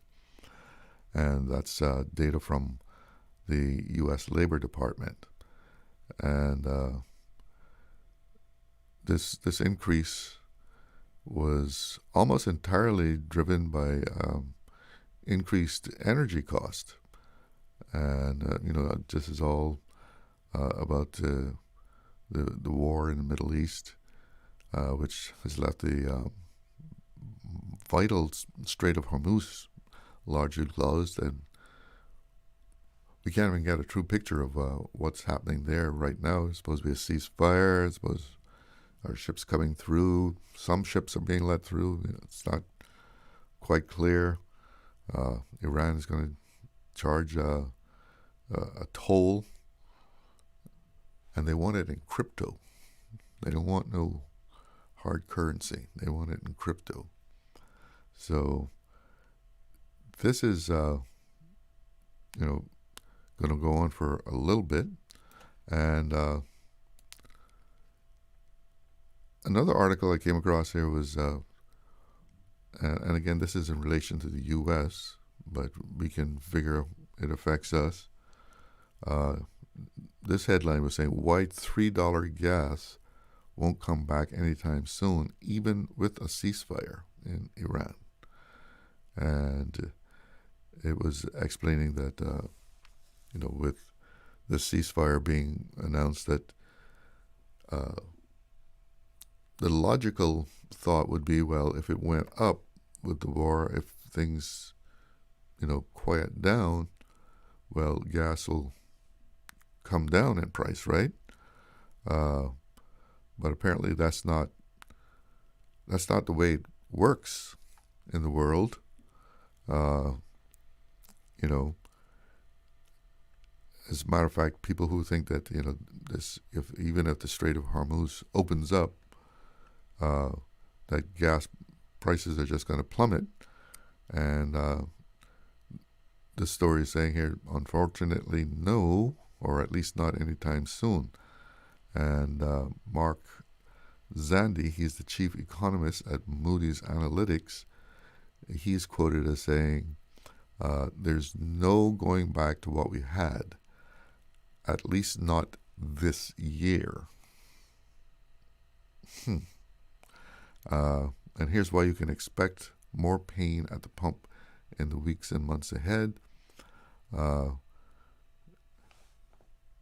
this kind of explains how things, because, you know, even though the U.S. has a lot of oil is an international commodity, right? The international benchmark for oil prices is called Brent crude. Brent is a type of oil mostly from the North Sea. Traders effectively place bets on the future price of oil by buying and selling Brent futures on financial markets, which in turn affects the price of oil itself. Real-world events drive their decisions to buy or sell. When Iran closed the Strait of Hormuz, oil prices rose. If Iran reopens the strait, oil prices should theoretically fall. Brent crude is easy to refine into gasoline, so gas prices tend to rise and fall along the Brent prices. But the problem is that the Strait of Hormuz hasn't actually reopened yet, and there are serious doubts about what reopening means exactly, not to mention how long it might last. Just hours after Trump announced the ceasefire, for instance, Iranian state media said Tehran had turned some tankers away and fully closed the strait again. Semi-official outlets affiliated with Iran's Revolutionary Guard reported that the strait's closure came in response to a deadly wave of Israeli attacks on Lebanon. So what is actually going on there is up in the air. We can't get a true picture of what it is. But the point of the story was that, even if everything opened up tomorrow, that doesn't mean that oil is just going to automatically, plummet, that the price is just going to fall. It's going to take time to get things back to where it was. So it looks like, at least for the near future, we're going to be seeing higher energy prices, and that means higher inflation. So that's the outlook. Not a good one as far as the cost of living, because as has been said many times, energy affects everything. You got to have fuel to run ships, to bring food and other supplies to Cayman.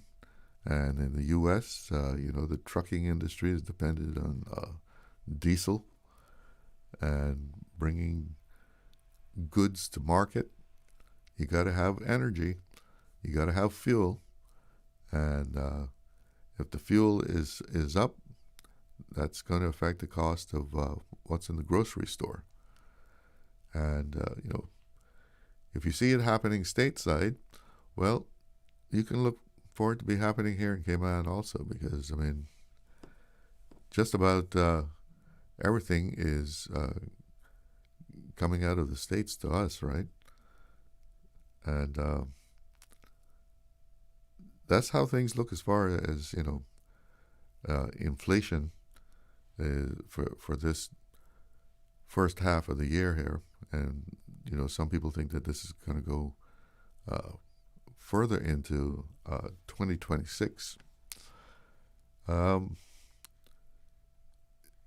We were talking the other day about the banks and interest rates and so forth, and who can get a loan, who can't get a loan in Cayman, and some of the biases of the banks.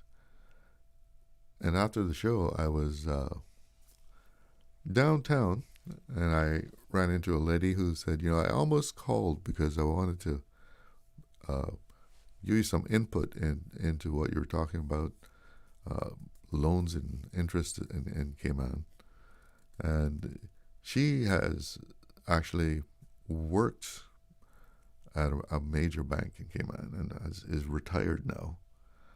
And she was telling me, she of what she observed in her time working at this major bank, and how loan applicants are looked at.